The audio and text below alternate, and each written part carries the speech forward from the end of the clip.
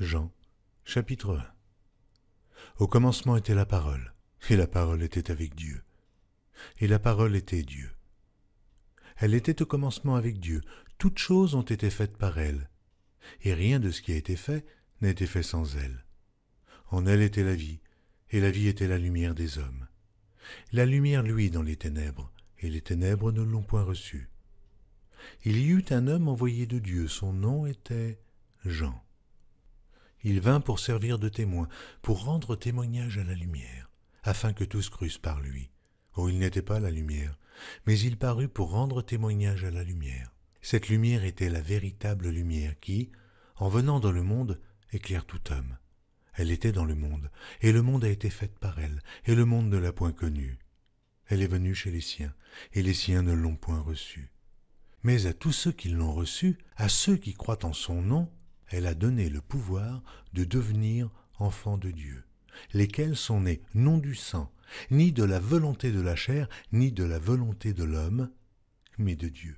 Et la parole a été faite chair, et elle habitait parmi nous pleine de grâce et de vérité.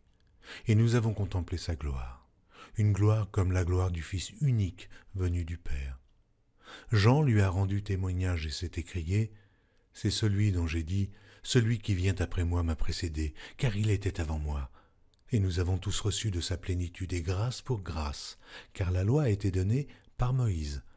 La grâce et la vérité sont venues par Jésus-Christ. Oh, personne n'a jamais vu Dieu. Le Fils unique qui est dans le sein du Père est celui qui l'a fait connaître. Voici le témoignage de Jean, lorsque les Juifs envoyèrent de Jérusalem des sacrificateurs et des Lévites pour lui demander « Et toi, qui es-tu » Il déclara, il ne le nia point, il déclara qu'il n'était pas le Christ. Ils lui demandèrent « Quoi donc? Es-tu Élie » Et il dit « Je ne le suis point. » « Es-tu le prophète » Et il répondit « Non. » Ils lui dirent alors « Mais qui es-tu » afin que nous donnions une réponse à ceux qui nous ont envoyés. « Que dis-tu de toi-même » Moi, dit-il, je suis la voix de celui qui crie dans le désert. Aplanissez le chemin du Seigneur, comme a dit Ésaïe, le prophète. Ceux qui avaient été envoyés étaient des pharisiens. Ils lui firent encore cette question. « Pourquoi donc baptises-tu si tu n'es pas le Christ, ni Élie, ni le prophète ?» Jean leur répondit, « Moi je baptise d'eau, mais au milieu de vous, il y a quelqu'un que vous ne connaissez pas, qui vient après moi. Je ne suis pas digne de délier la courroie de ses souliers. » Ces choses se passèrent à Béthanie, au-delà du Jourdain, où Jean baptisait.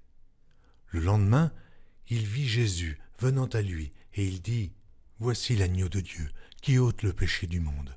C'est celui dont j'ai dit, après moi vient un homme, qui m'a précédé, car il était avant moi. Oh, je ne le connaissais pas, mais c'est afin qu'il fût manifesté à Israël que je suis venu baptiser d'eau. » Jean rendit ce témoignage. J'ai vu l'Esprit descendre du ciel, comme une colombe, et s'arrêter sur lui. Je ne le connaissais pas. Mais celui qui m'a envoyé baptiser d'eau, celui-là m'a dit, « Celui sur qui tu verras l'Esprit descendre et s'arrêter, c'est celui qui baptise du Saint-Esprit. » Et j'ai vu, et j'ai rendu témoignage qu'il est le Fils de Dieu. Le lendemain, Jean était encore là, avec 2 de ses disciples, et, ayant regardé Jésus qui passait, il dit, « Voilà l'agneau de Dieu. » Les 2 disciples l'entendirent prononcer ces paroles, et ils suivirent Jésus. Jésus se retourna, et voyant qu'ils le suivaient, il leur dit, « Que cherchez-vous » Ils lui répondirent, « Rabbi », ce qui signifie « Maître », « Où demeures-tu » ? « Venez, leur dit-il, et voyez. » Ils allèrent, et ils virent où il demeurait, et ils restèrent auprès de lui ce jour-là, c'était environ la 10e heure. André, frère de Simon-Pierre, était l'un des 2 qui avait entendu les paroles de Jean et qui avait suivi Jésus. Ce fut lui qui rencontra le premier son frère, Simon, et il lui dit « Nous avons trouvé le Messie », ce qui signifie Christ. Et il le conduisit vers Jésus. Jésus, l'ayant regardé, dit « Tu es Simon, fils de Jonas. Tu seras appelé Céphas, ce qui signifie Pierre. » Le lendemain, Jésus voulut se rendre en Galilée, où il rencontra Philippe, et il lui dit « Suis-moi. » Philippe était de Bethsaïda, de la ville d'André et de Pierre. Philippe rencontra Nathanaël et lui dit « Nous avons trouvé celui de qui Moïse a écrit dans la loi et dont les prophètes ont parlé, Jésus de Nazareth, fils de Joseph. Nathanaël lui dit, peut-il venir de Nazareth quelque chose de bon? Philippe lui répondit, viens et vois. Jésus, voyant venir à lui Nathanaël, dit de lui, voici vraiment un Israélite, dans lequel il n'y a point de fraude. D'où me connais-tu? Lui dit Nathanaël. Jésus lui répondit, avant que Philippe t'appelât quand tu étais sous le figuier, je t'ai vu. Nathanaël répondit et lui dit, Rabbi, tu es le Fils de Dieu, tu es le roi d'Israël. Jésus lui répondit, parce que je t'ai dit que je t'ai vu sous le figuier, tu crois? Tu verras de plus grandes choses que celles-ci. Et il lui dit, en vérité, vous verrez désormais le ciel ouvert et les anges de Dieu monter et descendre sur le Fils de l'homme. Jean, chapitre 2. 3 jours après, il y eut des noces à Cana en Galilée. La mère de Jésus était là, et Jésus fut aussi invité aux noces avec ses disciples. Le vin ayant manqué, la mère de Jésus lui dit, « Ils n'ont plus de vin. » Jésus lui répondit, « Femme, qu'y a-t-il entre moi et toi? Mon heure n'est pas encore venue. » Sa mère dit au serviteur, « Faites ce qu'il vous dira. » Or, il y avait là 6 vases de pierre destinés aux purifications des Juifs et contenant chacun 2 ou 3 mesures. Jésus leur dit, « Remplissez d'eau ces vases. » Et ils les remplirent jusqu'au bord. « Puisez maintenant, leur dit-il, et portez-en à l'ordonnateur du repas. » Et ils en portèrent. Quand l'ordonnateur du repas eut goûté l'eau changée en vin, ne sachant d'où venait ce vin, tandis que les serviteurs, qui avaient puisé l'eau, le savaient bien, il appela l'époux et lui dit, « Tout homme sert d'abord le bon vin, puis le moins bon, après qu'on s'est enivré. Toi, tu as gardé le bon vin jusqu'à présent. » Tel fut à Cana, en Galilée, le premier des miracles que fit Jésus. Il manifesta sa gloire et ses disciples crurent en lui. Après cela, il descendit à Capernaum avec sa mère, ses frères et ses disciples, et ils n'y demeurèrent que peu de jours. La Pâque des Juifs était proche, et Jésus monta à Jérusalem. Il trouva dans le temple les vendeurs de bœufs et de brebis, de pigeons et les changeurs assis. Ayant fait un fouet avec des cordes, il les chassa tous du temple, ainsi que les brebis et les bœufs, il dispersa la monnaie des changeurs et renversa les tables. Et il dit aux vendeurs de pigeons, « ôtez cela d'ici, ne faites pas de la maison de mon père une maison de trafic. » Ses disciples se souvinrent qu'il est écrit, « Le zèle de ta maison me dévore. » Les Juifs, prenant la parole, lui dirent, « Quel miracle nous montres-tu pour agir de la sorte ?» Jésus leur répondit, « Détruisez ce temple, et en 3 jours, je le relèverai. » Les Juifs dirent, « Il a fallu 46 ans pour bâtir ce temple, et toi, en 3 jours, tu le relèveras. » Mais il parlait du temple de son corps. C'est pourquoi, lorsqu'il fut ressuscité des morts, ses disciples se souvinrent qu'il avait dit cela, et ils crurent à l'Écriture et à la parole que Jésus avait dite. Pendant que Jésus était à Jérusalem à la fête de Pâques, plusieurs crurent en son nom, voyant les miracles qu'il faisait. Mais Jésus ne se fiait point à eux parce qu'il les connaissait tous, et parce qu'il n'avait pas besoin qu'on lui rendît témoignage d'aucun homme, car il savait lui-même ce qui était dans l'homme. Jean, chapitre 3. Mais il y eut un homme d'entre les pharisiens nommé Nicodème, un chef des Juifs, qui vint, lui, auprès de Jésus de nuit et lui dit, « Rabbi, nous savons que tu es un docteur venu de Dieu, car personne ne peut faire ces miracles que tu fais, si Dieu n'est avec lui. » Jésus lui répondit, « En vérité, je te le dis, si un homme ne naît de nouveau, il ne peut voir le royaume de Dieu. » Nicodème lui dit, « Comment un homme peut-il naître quand il est vieux? Peut-il rentrer dans le sein de sa mère et naître ?»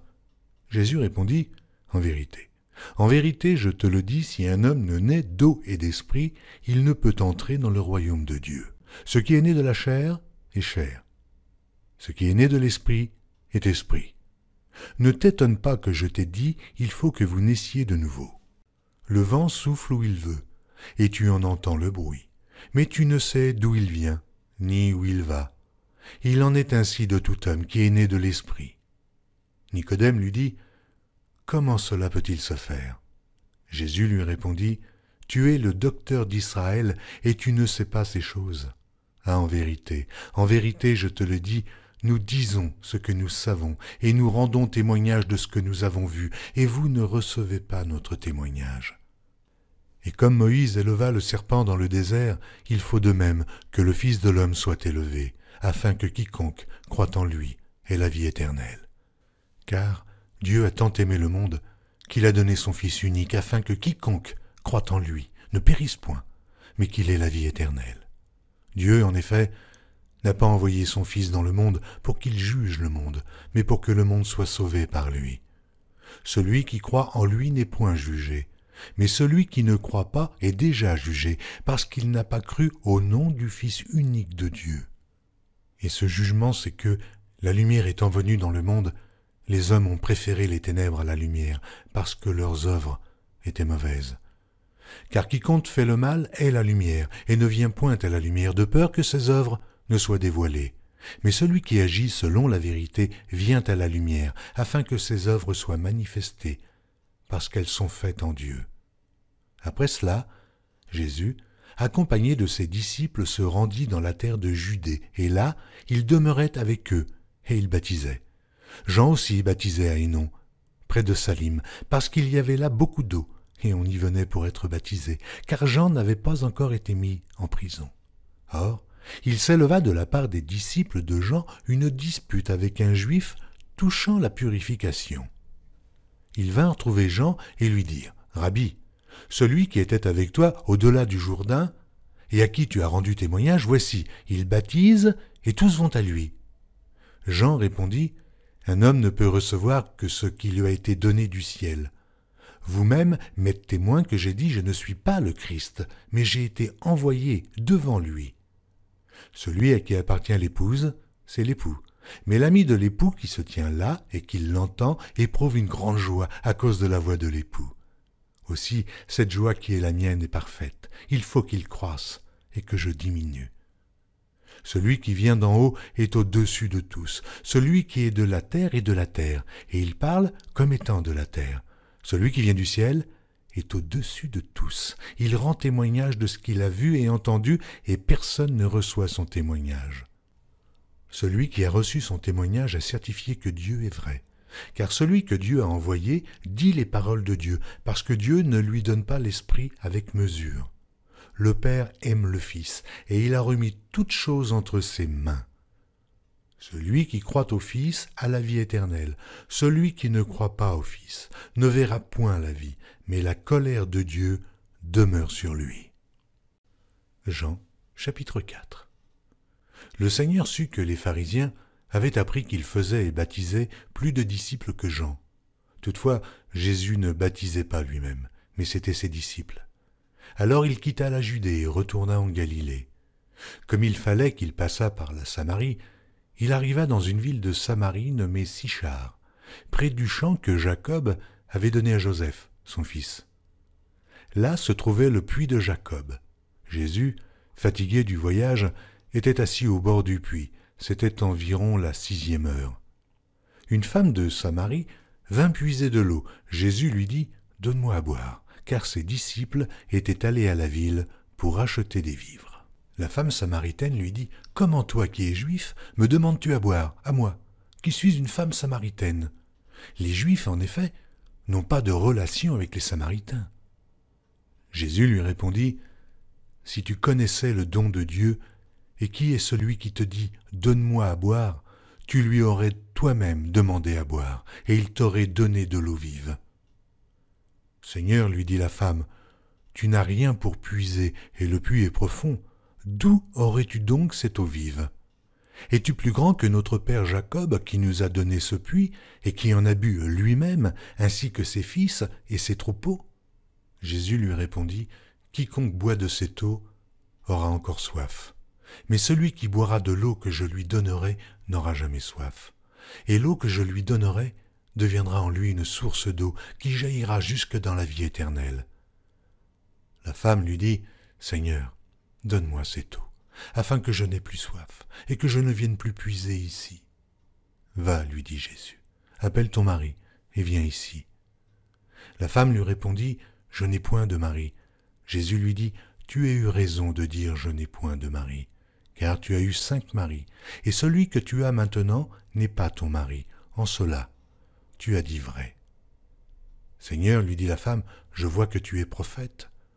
Nos pères ont adoré sur cette montagne, et vous vous dites que le lieu où il faut adorer est à Jérusalem. » « Femme, lui dit Jésus, crois-moi, l'heure vient où ce ne sera ni sur cette montagne, ni à Jérusalem que vous adorerez le Père.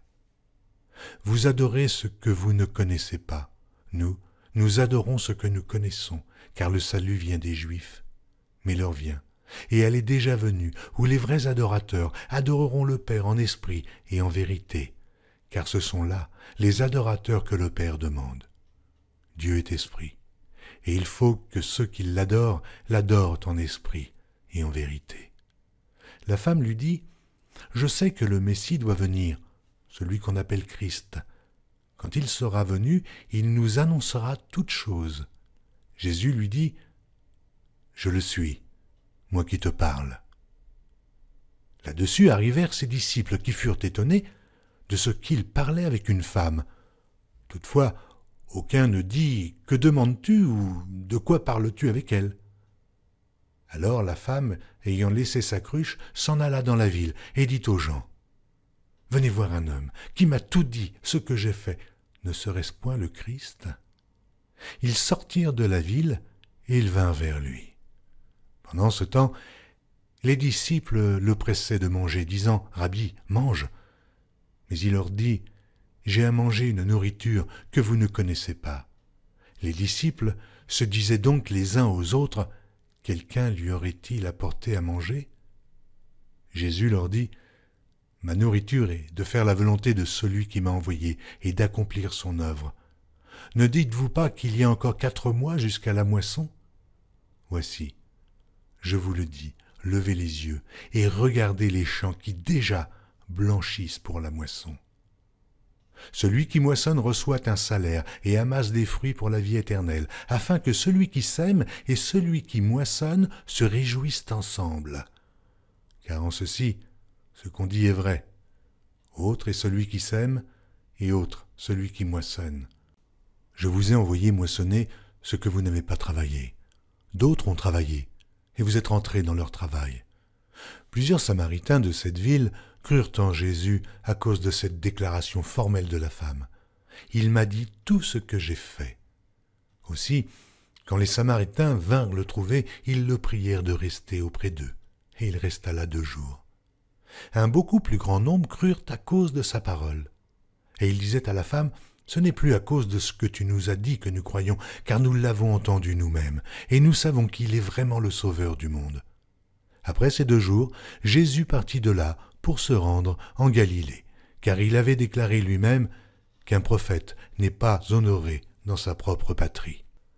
Lorsqu'il arriva en Galilée, il fut bien reçu des Galiléens qui avaient vu tout ce qu'il avait fait à Jérusalem pendant la fête, car eux aussi étaient allés à la fête. Il retourna donc à Cana, en Galilée, où il avait changé l'eau en vin. Il y avait là à Capernaum un officier du roi dont le fils était malade. Ayant appris que Jésus était venu de Judée en Galilée, il alla vers lui et le pria de descendre et de guérir son fils, qui était près de mourir. Jésus lui dit, « Si vous ne voyez des miracles et des prodiges, vous ne croyez point. » L'officier du roi lui dit, « Seigneur, descends avant que mon enfant meure. » « Va, lui dit Jésus, ton fils vit. » Et cet homme crut à la parole que Jésus lui avait dite, et il s'en alla.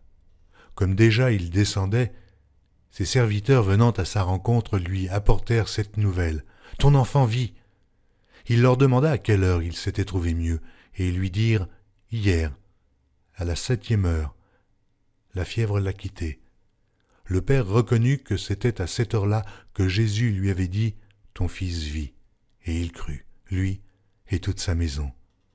Jésus fit encore ce second miracle lorsqu'il fut venu de Judée en Galilée. Jean, chapitre 5. Après cela, il y eut une fête des Juifs, et Jésus monta à Jérusalem. Or, à Jérusalem, près de la porte des brebis, il y a une piscine qui s'appelle en hébreu Bethesda, et qui a 5 portiques. Sous ces portiques étaient couchés en grand nombre des malades, des aveugles, des boiteux, des paralytiques qui attendaient le mouvement de l'eau. Car un ange descendait de temps en temps dans la piscine et agitait l'eau. Et celui qui y descendait le premier, après que l'eau avait été agitée, était guéri, quelle que fût sa maladie. Là se trouvait un homme malade depuis 38 ans. Jésus, l'ayant vu coucher, et sachant qu'il était malade depuis longtemps, lui dit « Veux-tu être guéri ?» Le malade lui répondit « Seigneur, je n'ai personne pour me jeter dans la piscine quand l'eau est agitée, et, pendant que j'y vais, un autre descend avant moi. » « Lève-toi, lui dit Jésus, prends ton lit et marche. » Aussitôt cet homme fut guéri, il prit son lit et marcha. C'était un jour de Shabbat. Les Juifs dirent donc à celui qui avait été guéri, « C'est le Shabbat, et il ne t'est pas permis d'emporter ton lit. » Il leur répondit, « Celui qui m'a guéri m'a dit, prends ton lit et marche. » Ils lui demandèrent, « Qui est l'homme qui t'a dit, prends ton lit et marche ?» Mais celui qui avait été guéri ne savait pas qui c'était, car Jésus avait disparu de la foule qui était en ce lieu.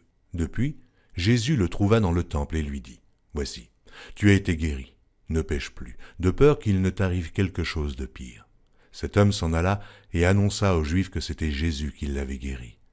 C'est pourquoi les Juifs poursuivaient Jésus, parce qu'il faisait ces choses le jour du Shabbat.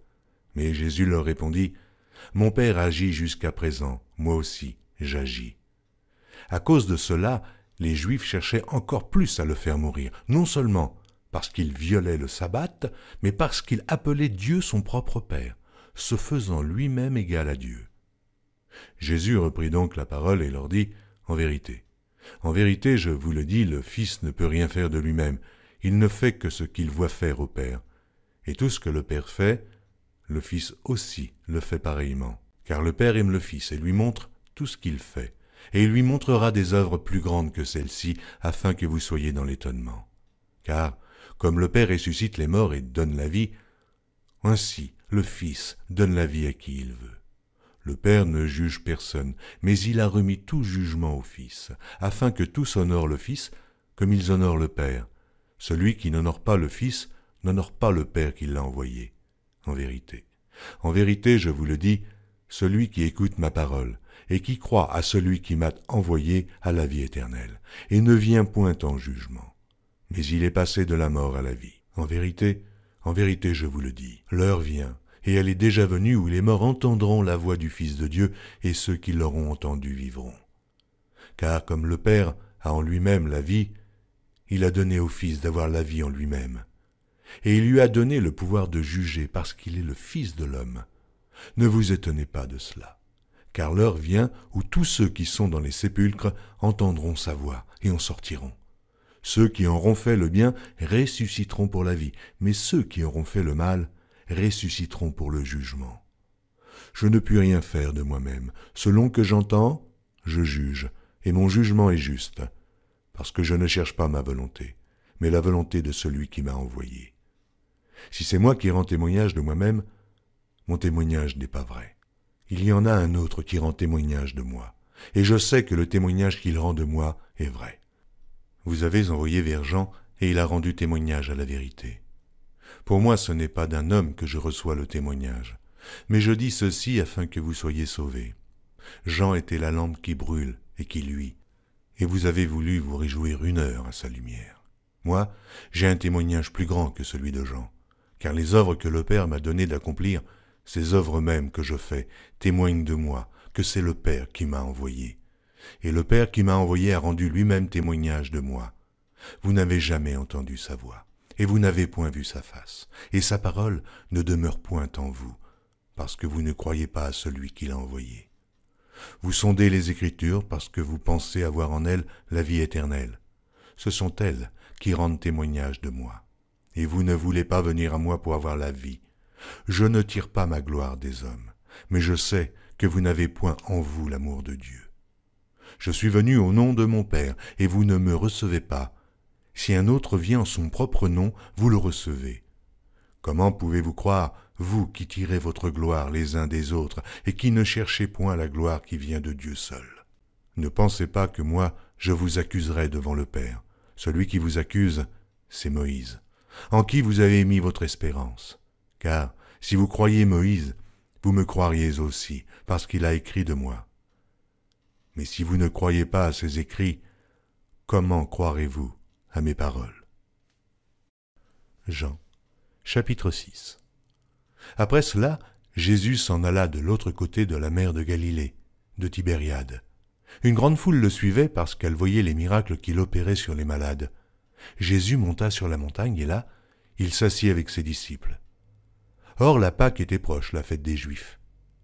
Ayant levé les yeux et voyant qu'une grande foule venait à lui, Jésus dit à Philippe, « Où achèterons-nous des pains pour que ces gens aient à manger ?»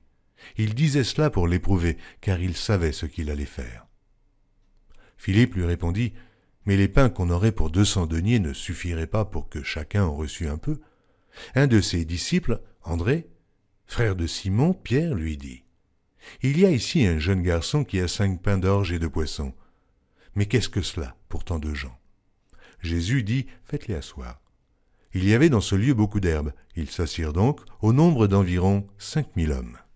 Jésus prit les pains, rendit grâce, et les distribua à ceux qui étaient assis. Il leur donna de même des poissons, autant qu'ils en voulurent.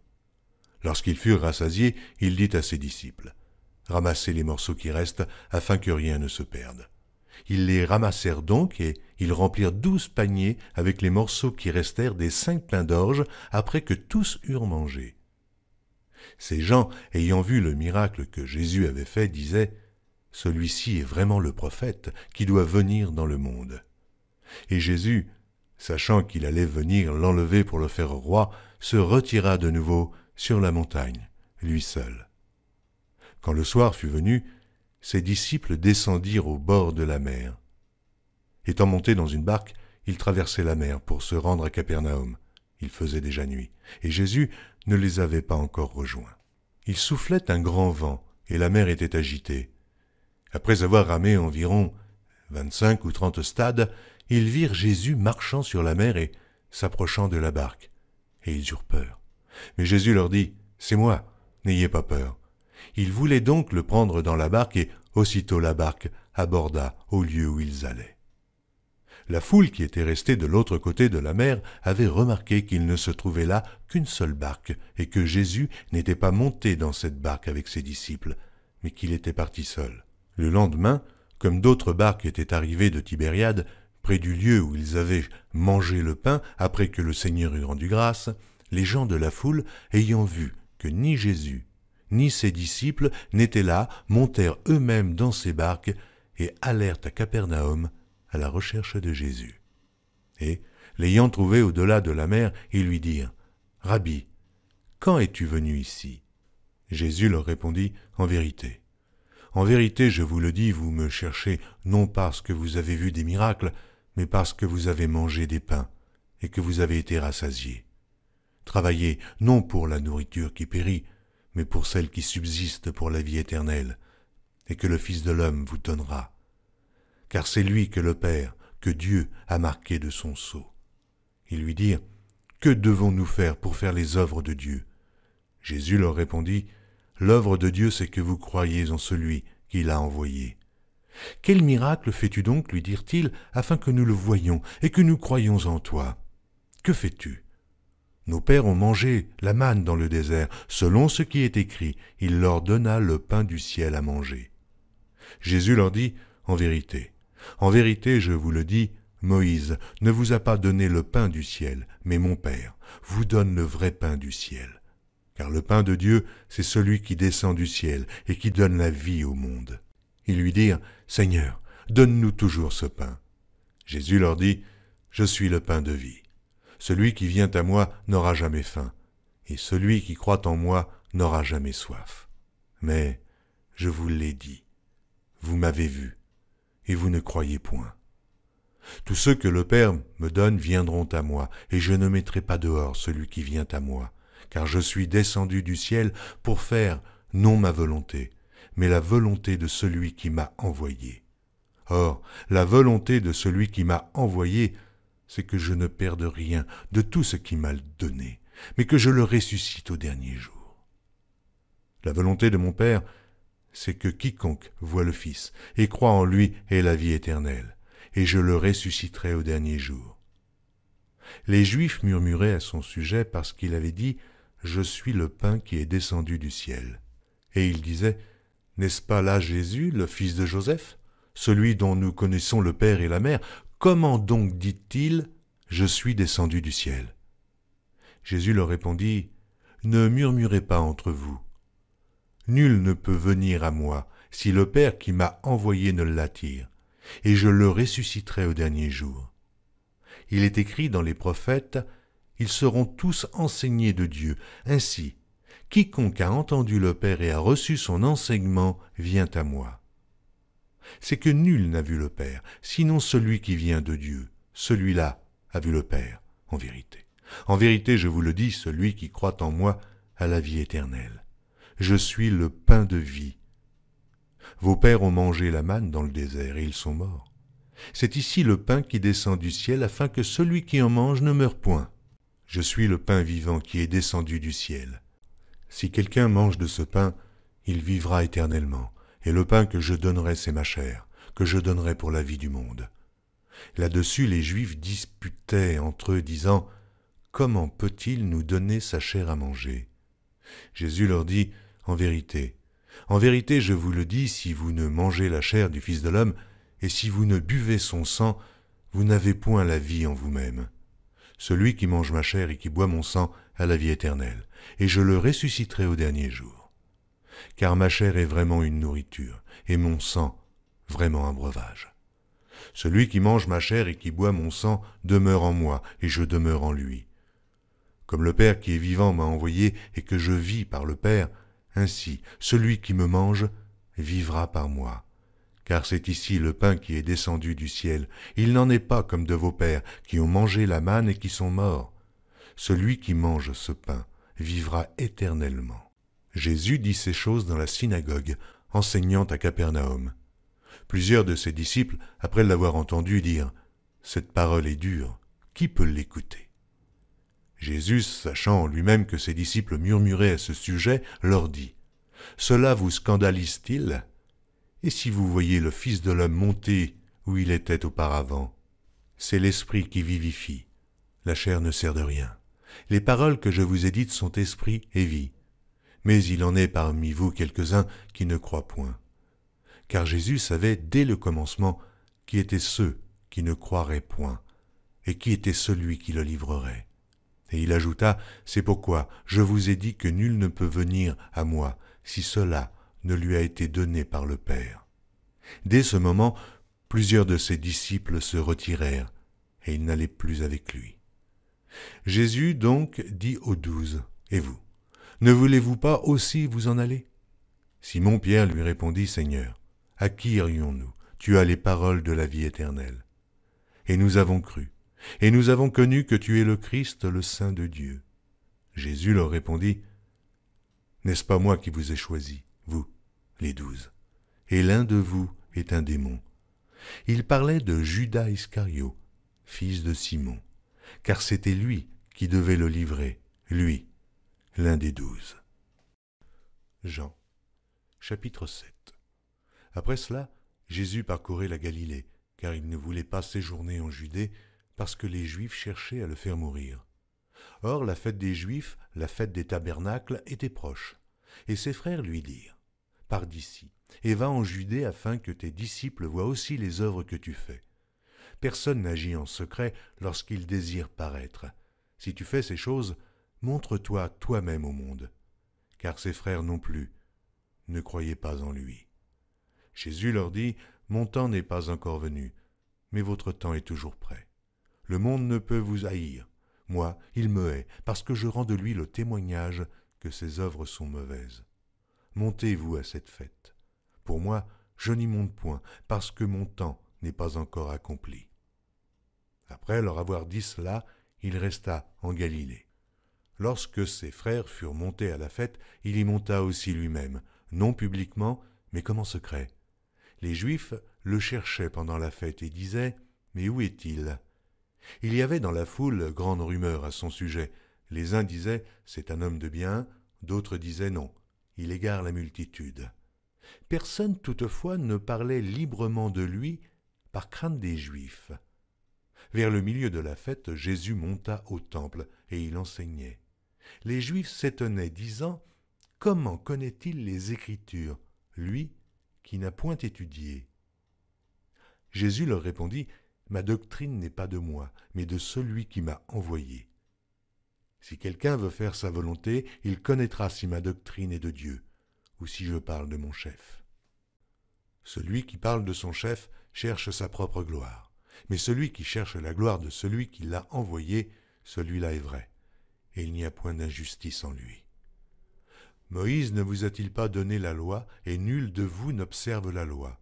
Pourquoi cherchez-vous à me faire mourir ?» La foule répondit, « Tu as un démon. Qu'est-ce qui cherche à te faire mourir ?» Jésus leur répondit, « J'ai fait une œuvre, et vous en êtes tous étonnés. Moïse vous a donné la circoncision, non qu'elle vienne de Moïse, car elle vient des patriarches. Si vous circoncisez un homme le jour du Shabbat, si un homme reçoit la circoncision le jour du Shabbat, afin que la loi de Moïse ne soit pas violée, pourquoi vous irritez-vous contre moi de ce que j'ai guéri un homme tout entier le jour du Shabbat? Ne jugez pas selon l'apparence, mais jugez selon la justice. » Quelques habitants de Jérusalem disaient « N'est-ce pas là celui qu'il cherche à faire mourir? Et voici, il parle librement, et ils ne lui disent rien. Est-ce que vraiment les chefs auraient reconnu qu'il est le Christ? Cependant, celui-ci, nous savons d'où il est, mais le Christ, quand il viendra, personne ne saura d'où il est. » Et Jésus, enseignant dans le temple, s'écria « Vous me connaissez, et vous savez d'où je suis. Je ne suis pas venu de moi-même, mais celui qui m'a envoyé est vrai, et vous ne le connaissez pas. Moi, je le connais, car je viens de lui, et c'est lui qui m'a envoyé. » Il cherchait donc à se saisir de lui, et personne ne mit la main sur lui, parce que son heure n'était pas encore venue. Plusieurs parmi la foule crurent en lui, et ils disaient « Le Christ, quand il viendra, fera-t-il plus de miracles que n'en fait celui-ci » Les pharisiens entendirent la foule murmurant de lui ces choses, alors les principaux sacrificateurs et les pharisiens envoyèrent des huissiers pour le saisir.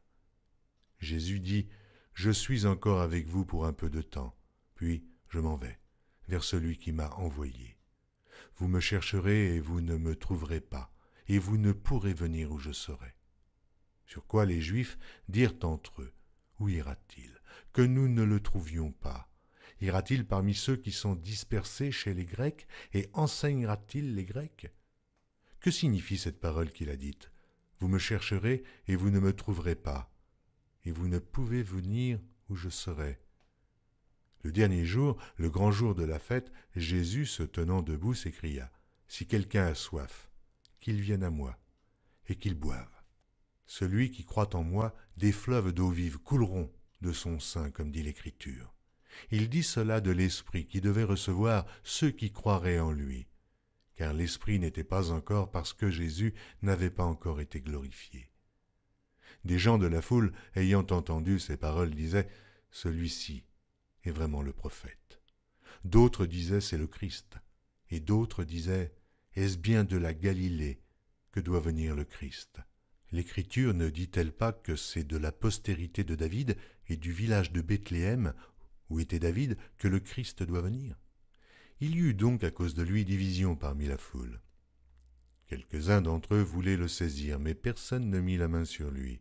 Aussi, les huissiers retournèrent vers les principaux sacrificateurs et les pharisiens, et ceux-ci leur dirent « Pourquoi ne l'avez-vous pas amené ?»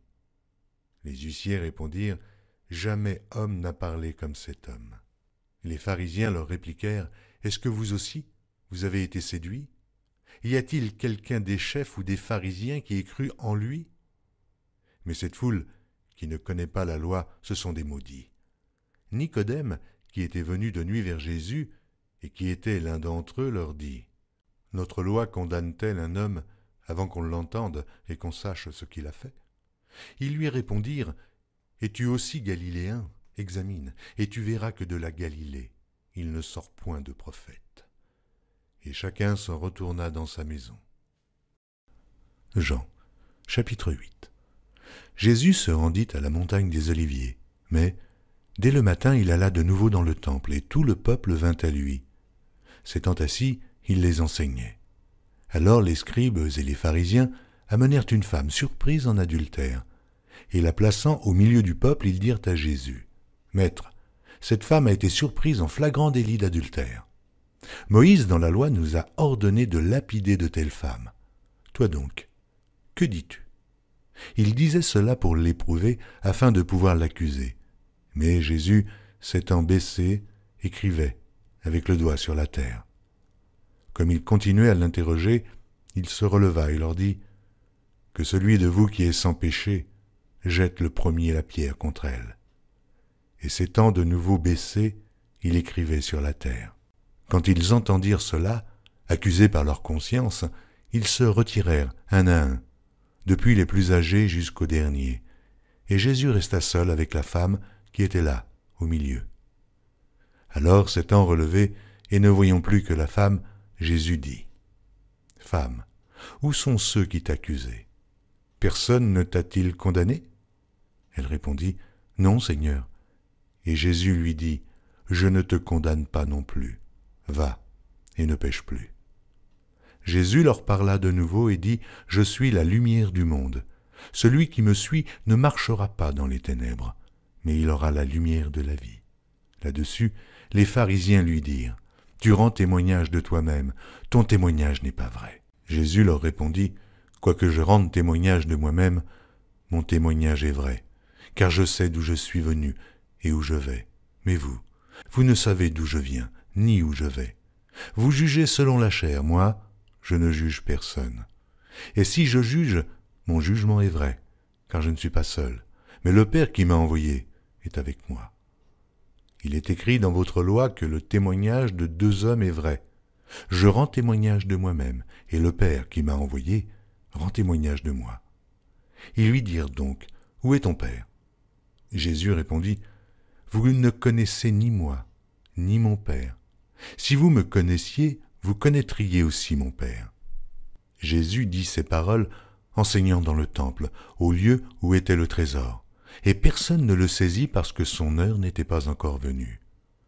Jésus leur dit encore, « Je m'en vais, et vous me chercherez, et vous mourrez dans votre péché, vous ne pouvez venir où je vais. » Sur quoi les Juifs dirent, « Se tuera-t-il lui-même, puisqu'il dit, vous ne pouvez venir où je vais ?» Et il leur dit, « Vous êtes d'en bas, moi j'en suis d'en haut. Vous êtes de ce monde, moi je ne suis pas de ce monde. C'est pourquoi je vous ai dit que vous mourrez dans vos péchés, car si vous ne croyez pas ce que je suis, vous mourrez dans vos péchés. Qui es-tu, lui dirent-ils. Jésus leur répondit, « Ce que je vous dis dès le commencement. J'ai beaucoup de choses à dire de vous et à juger en vous. Mais celui qui m'a envoyé est vrai, et ce que j'ai entendu de lui, je le dis au monde. » Ils ne comprirent point qu'il leur parlait du Père. Jésus donc leur dit, « Quand vous aurez élevé le Fils de l'homme, alors vous connaîtrez ce que je suis, et que je ne fais rien de moi-même, mais que je parle selon ce que le Père m'a enseigné. Celui qui m'a envoyé est avec moi, il ne m'a pas laissé seul, parce que je fais toujours ce qui lui est agréable. » Comme Jésus parlait ainsi, plusieurs crurent en lui. Et il dit aux Juifs qui avaient cru en lui, « Si vous demeurez dans ma parole, vous êtes vraiment mes disciples. Vous connaîtrez la vérité, et la vérité vous affranchira. » Ils lui répondirent, « Nous sommes la postérité d'Abraham, et nous ne fûmes jamais esclaves de personne. Comment dis-tu, vous deviendrez libres ? » En vérité, je vous le dis, leur répliqua Jésus, quiconque se livre au péché est esclave du péché. Or, l'esclave ne demeure pas toujours dans la maison, le Fils y demeure toujours. Si donc le Fils vous affranchit, vous serez réellement libre. Je sais que vous êtes la postérité d'Abraham, mais vous cherchez à me faire mourir, parce que ma parole ne pénètre pas en vous. Je dis ce que j'ai vu chez mon Père, et vous faites ce que vous avez entendu de la part de votre Père. Ils lui répondirent, « Notre Père, c'est Abraham. » Jésus leur dit, « Si vous étiez enfants d'Abraham, vous feriez les œuvres d'Abraham. Mais maintenant, vous cherchez à me faire mourir, moi qui vous ai dit la vérité, que j'ai entendue de Dieu. Cela, Abraham ne l'a point fait. Vous êtes les œuvres de votre Père. » Ils lui dirent, « Nous ne sommes pas des enfants illégitimes, nous avons un seul Père, Dieu. » Jésus leur dit, « Si Dieu était votre Père, vous m'aimeriez, car c'est de Dieu que je suis sorti et que je viens. Je ne suis pas venu de moi-même, mais c'est lui qui m'a envoyé. Pourquoi ne comprenez-vous pas mon langage? Parce que vous ne pouvez écouter ma parole. Vous avez pour père le diable, et vous voulez accomplir les désirs de votre père. Il a été meurtrier dès le commencement, et il ne se tient pas dans la vérité, parce qu'il n'y a pas de vérité en lui. Lorsqu'il profère le mensonge, il parle de son propre fond, car il est menteur, et le père du mensonge. Et moi, parce que je dis la vérité, vous ne me croyez pas. Qui de vous me convaincra de péché? Si je dis la vérité, pourquoi ne me croyez-vous pas? Celui qui est de Dieu écoute les paroles de Dieu. Vous n'écoutez pas, parce que vous n'êtes pas de Dieu. Les Juifs lui répondirent, « N'avons-nous pas raison de dire que tu es un Samaritain et que tu as un démon ?»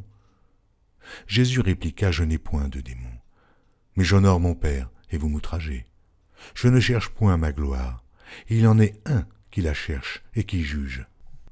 En vérité, je vous le dis, si quelqu'un garde ma parole, il ne verra jamais la mort. » Maintenant, lui dirent les Juifs, « Nous connaissons que tu as un démon.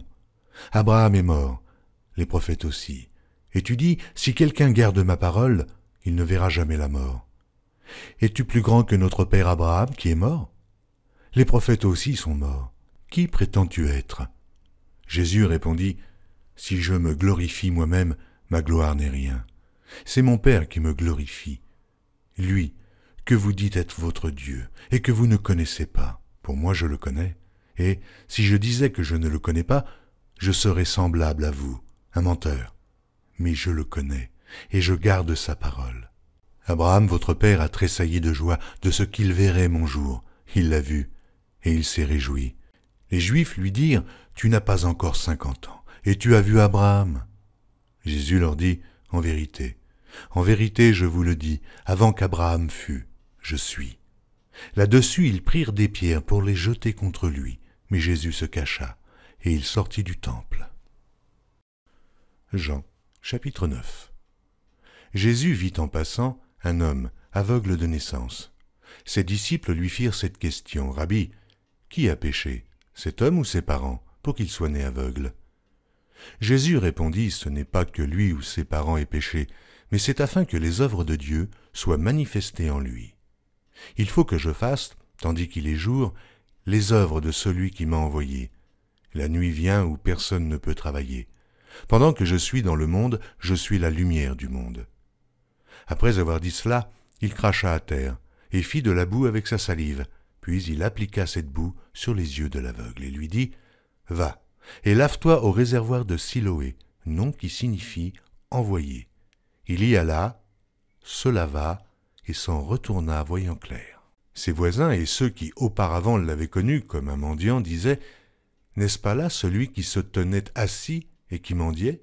Les uns disaient, « C'est lui », d'autres disaient, « Non, mais il lui ressemble. » Et lui-même disait, « C'est moi. » Ils lui dirent donc, « Comment tes yeux ont-ils été ouverts ?» Il répondit, « L'homme qu'on appelle Jésus a fait de la boue, a oint mes yeux et m'a dit, « Va au réservoir de Siloé et lave-toi. » J'y suis allé, je me suis lavé, et j'ai recouvré la vue. Ils lui dirent, « Mais où est cet homme ?» Il répondit, « Je ne sais. » Ils menèrent vers les pharisiens celui qui avait été aveugle. Or, c'était un jour de Shabbat que Jésus avait fait de la boue et lui avait ouvert les yeux. De nouveau, les pharisiens aussi lui demandèrent comment il avait recouvré la vue. Et il leur dit, « Il a appliqué de la boue sur mes yeux, je me suis lavé, et je vois. » Sur quoi quelques-uns des pharisiens dirent, « Cet homme ne vient pas de Dieu, car il n'observe pas le Shabbat. » D'autres dirent, « Comment un homme pécheur peut-il faire de tels miracles ?» Il y eut division parmi eux. Ils dirent encore à l'aveugle, « Toi, que dis-tu de lui, sur ce qu'il t'a ouvert les yeux ?» Il répondit, « C'est un prophète. » Les Juifs ne crurent point qu'il eût été aveugle et qu'il eût recouvré la vue, jusqu'à ce qu'ils eussent fait venir ses parents. Ils les interrogèrent, disant, « Est-ce là votre fils, que vous dites né aveugle? Comment donc voit-il maintenant ?» Ses parents répondirent, « Nous savons que c'est notre fils et qu'il est né aveugle, mais comment il voit maintenant ou qui lui a ouvert les yeux, c'est ce que nous ne savons. Interrogez-le lui-même, il a de l'âge. Il parlera de ce qui le concerne. » Ses parents dirent cela parce qu'ils craignaient les Juifs, car les Juifs étaient déjà convenus que, si quelqu'un reconnaissait Jésus pour le Christ, il serait exclu de la synagogue. C'est pourquoi ses parents dirent « Il a de l'âge, interrogez-le lui-même ». Les pharisiens appelèrent une seconde fois l'homme qui avait été aveugle et lui dirent « Donne gloire à Dieu, nous savons que cet homme est un pécheur. » Il répondit « S'il est un pécheur, je ne sais. Je sais une chose, c'est que j'étais aveugle et que maintenant je vois. » Ils lui dirent « Que t'a-t-il fait? Comment t'a-t-il ouvert les yeux ?» Il leur répondit « Je vous l'ai déjà dit, et vous n'avez pas écouté. Pourquoi voulez-vous l'entendre encore? Voulez-vous aussi devenir ses disciples ?» Ils l'injurièrent et dirent « C'est toi qui es son disciple. Nous sommes disciples de Moïse. Nous savons que Dieu a parlé à Moïse, mais celui-ci, nous ne savons d'où il est. » Cet homme leur répondit « Il est étonnant que vous ne sachiez d'où il est, et cependant il m'a ouvert les yeux.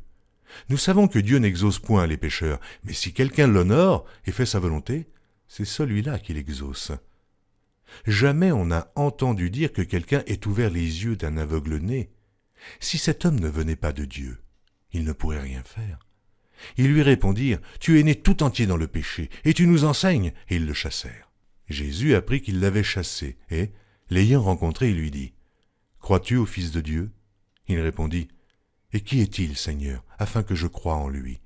« Tu l'as vu, lui dit Jésus, et celui qui te parle, c'est lui. » Et il dit « Je crois, Seigneur » et il se prosterna devant lui.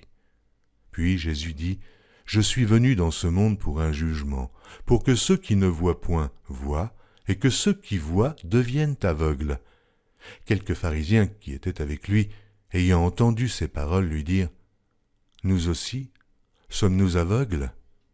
Jésus leur répondit « Si vous étiez aveugles, vous n'auriez pas de péché. Mais maintenant vous dites « Nous voyons », et c'est pour cela que votre péché subsiste. » Jean, chapitre 10. En vérité, je vous le dis, celui qui n'entre pas par la porte dans la bergerie, mais qui y monte par ailleurs, est un voleur et un brigand.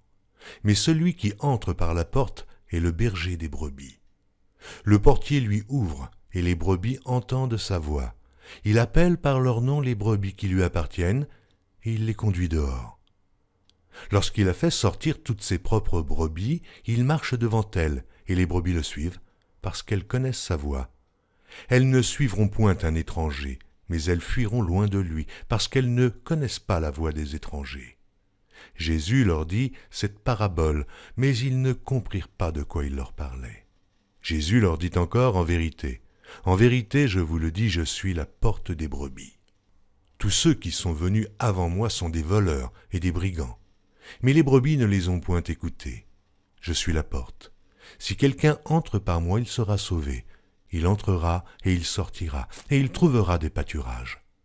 Le voleur ne vient que pour dérober, égorger et détruire. Moi, je suis venu afin que les brebis aient la vie et qu'elles soient dans l'abondance. Je suis le bon berger. Le bon berger donne sa vie pour ses brebis. Mais le mercenaire, qui n'est pas le berger et à qui n'appartiennent pas les brebis, voit venir le loup, abandonne les brebis et prend la fuite, et le loup les ravit et les disperse. Le mercenaire s'enfuit parce qu'il est mercenaire et qu'il ne se met point en peine des brebis. Je suis le bon berger. Je connais mes brebis, et elles me connaissent, comme le Père me connaît et comme je connais le Père, et je donne ma vie pour mes brebis. J'ai encore d'autres brebis qui ne sont pas de cette bergerie. Celles-là, il faut que je les amène, elles entendront ma voix, et il y aura un seul troupeau et un seul berger. Le Père m'aime parce que je donne ma vie afin de la reprendre. Personne ne me l'ôte, mais je la donne de moi-même. J'ai le pouvoir de la donner, et j'ai le pouvoir de la reprendre. Tel est l'ordre que j'ai reçu de mon Père. Il y eut de nouveau, à cause de ces paroles, division parmi les Juifs. Plusieurs d'entre eux disaient « Il a un démon, il est fou. Pourquoi l'écoutez-vous » D'autres disaient « Ce ne sont pas les paroles d'un démoniaque. Un démon peut-il ouvrir les yeux des aveugles ?» On célébrait à Jérusalem la fête de la dédicace. C'était l'hiver. Et Jésus se promenait dans le temple, sous le portique de Salomon. Les Juifs l'entourèrent et lui dirent « Jusque à quand tiendras-tu nos esprits en suspens? Si tu es le Christ, dis-le-nous, franchement. » Jésus leur dit « Je vous l'ai dit, et vous ne croyez pas. Les œuvres que je fais au nom de mon Père rendent témoignage de moi. Mais vous ne me croyez pas. parce que vous n'êtes pas de mes brebis. Mes brebis entendent ma voix, je les connais, et elles me suivent. Je donne la vie éternelle, et elles ne périront jamais, et personne ne les ravira de ma main. Mon Père qui me les a donnés est plus grand que tous, et personne ne peut les ravir de la main de mon Père. Moi et le Père, nous sommes un. Alors les Juifs prirent de nouveau des pierres pour le lapider. Jésus leur dit, « Je vous ai fait voir plusieurs bonnes œuvres venant de mon Père.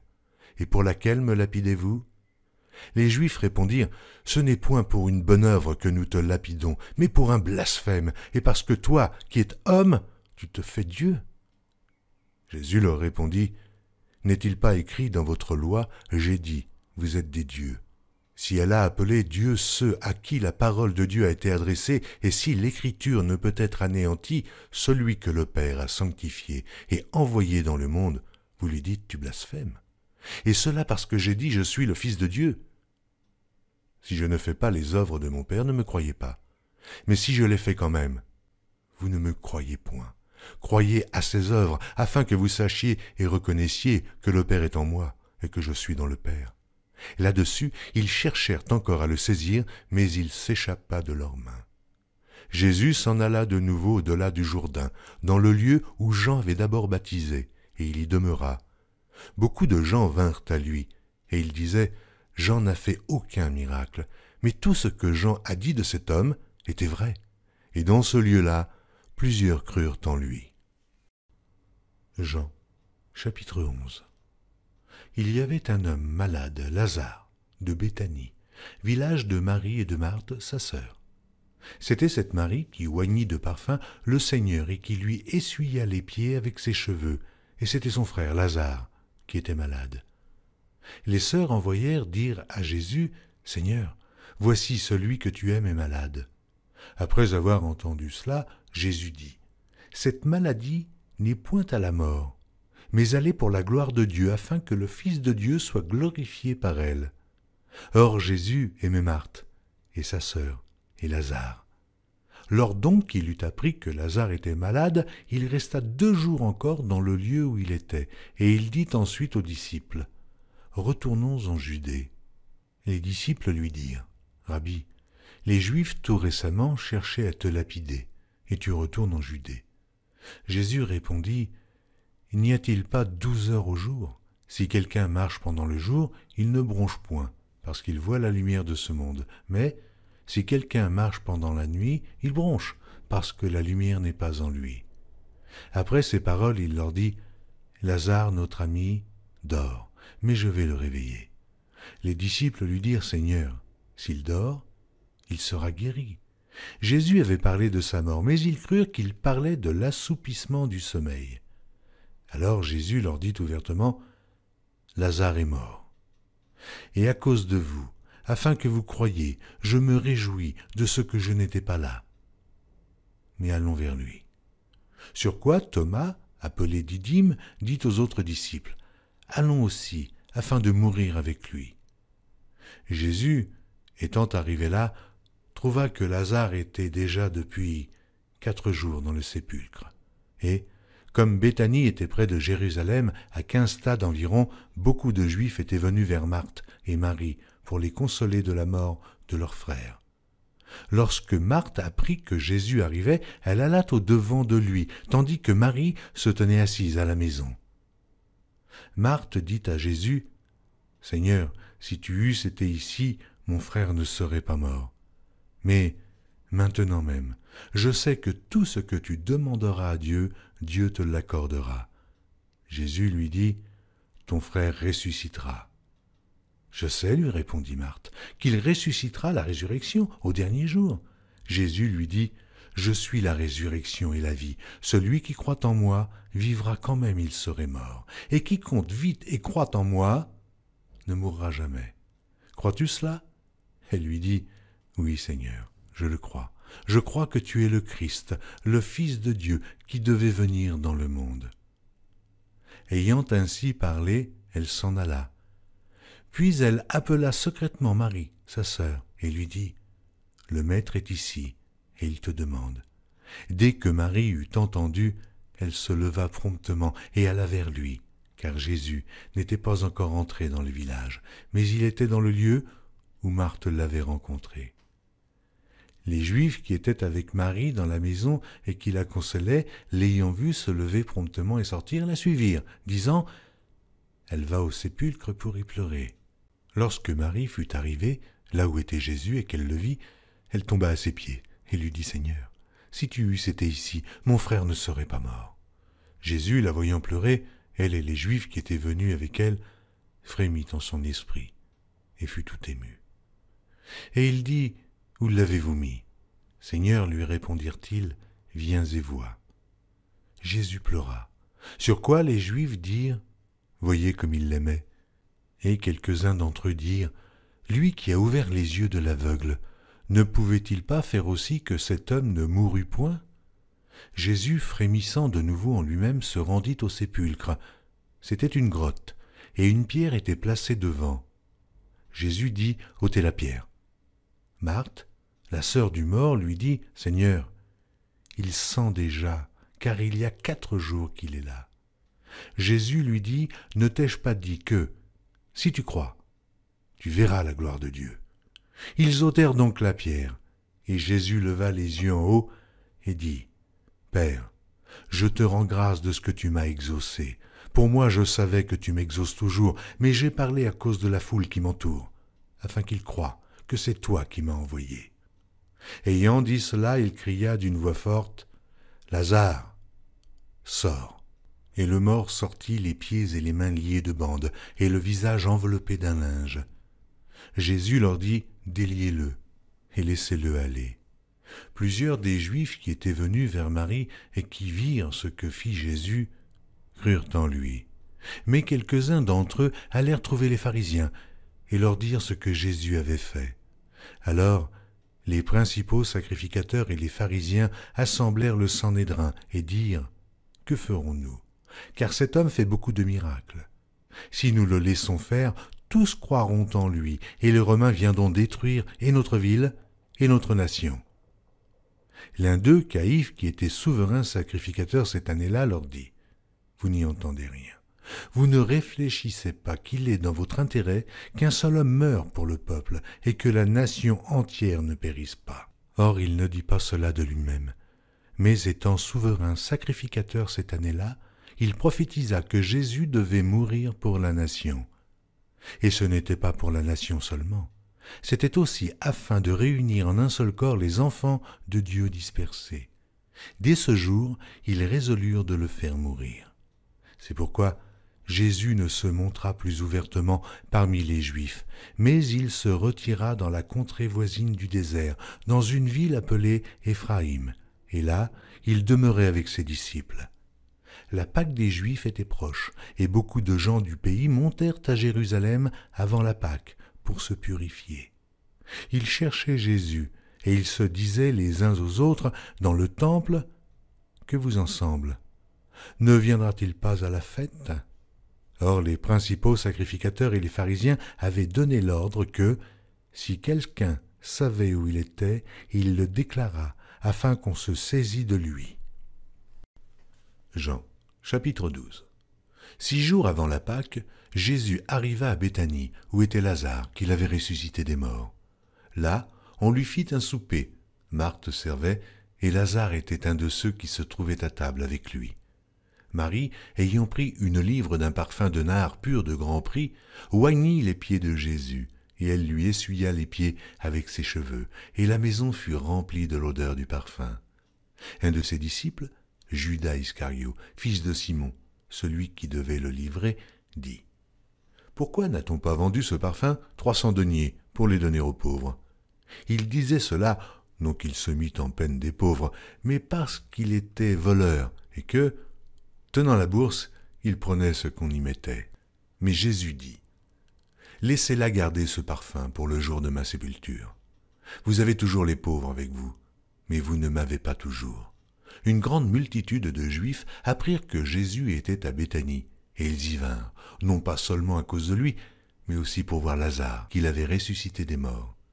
Les principaux sacrificateurs délibérèrent de faire mourir aussi Lazare, parce que beaucoup de Juifs se retiraient d'eux à cause de lui et croyaient en Jésus. Le lendemain, une foule nombreuse de gens venus à la fête, ayant entendu dire que Jésus se rendait à Jérusalem, prirent des branches de palmier et allèrent au-devant de lui en criant « Hosanna !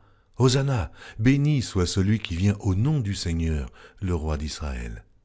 Jésus trouva un ânon et s'assit dessus, selon qu'il est écrit « Ne crains point, fille de Sion, voici, ton roi vient, assis sur le petit d'une ânesse. » Ses disciples ne comprirent pas d'abord ces choses, mais, lorsque Jésus eut été glorifié, il se souvint qu'elles étaient écrites de lui, et qu'il les avait accomplies à son égard. Tous ceux qui étaient avec Jésus quand il appela Lazare du sépulcre et le ressuscita des morts lui rendaient témoignage, et la foule vint au-devant de lui parce qu'elle avait appris qu'il avait fait ce miracle. Les pharisiens se dirent donc les uns aux autres, « Vous voyez que vous ne gagnez rien, voici, le monde est allé auprès de lui. » Quelques Grecs du nombre de ceux qui étaient montés pour adorer pendant la fête s'adressèrent à Philippe de Bethsaïda en Galilée et lui dirent avec instance « Seigneur, nous voudrions voir Jésus. » Philippe alla le dire à André. Puis André et Philippe le dirent à Jésus. Jésus leur répondit « L'heure est venue où le Fils de l'homme doit être glorifié. En vérité, je vous le dis, si le grain de blé qui est tombé en terre ne meurt, il reste seul. Mais s'il meurt, il porte beaucoup de fruits. Celui qui aime sa vie la perdra, et celui qui hait sa vie dans ce monde la conservera pour la vie éternelle. Si quelqu'un me sert, qu'il me suive, et là où je suis, là aussi sera mon serviteur. Si quelqu'un me sert, le Père l'honorera. Maintenant mon âme est troublée, et que dirai-je ? Père, délivre-moi de cette heure, mais c'est pour cela que je suis venu jusqu'à cette heure. Père, glorifie ton nom. Et une voix du ciel vint, je l'ai glorifié, et je le glorifierai encore. La foule qui était là et qui avait entendu disait que c'était un tonnerre. D'autres disaient, un ange lui a parlé. Jésus dit, ce n'est pas à cause de moi que cette voix s'est fait entendre, c'est à cause de vous. Maintenant a lieu le jugement de ce monde. Maintenant, le prince de ce monde sera jeté dehors. Et moi, quand j'aurai été élevé de la terre, j'attirerai tous les hommes à moi. En parlant ainsi, il indiquait de quelle mort il devait mourir. Jean, chapitre 13.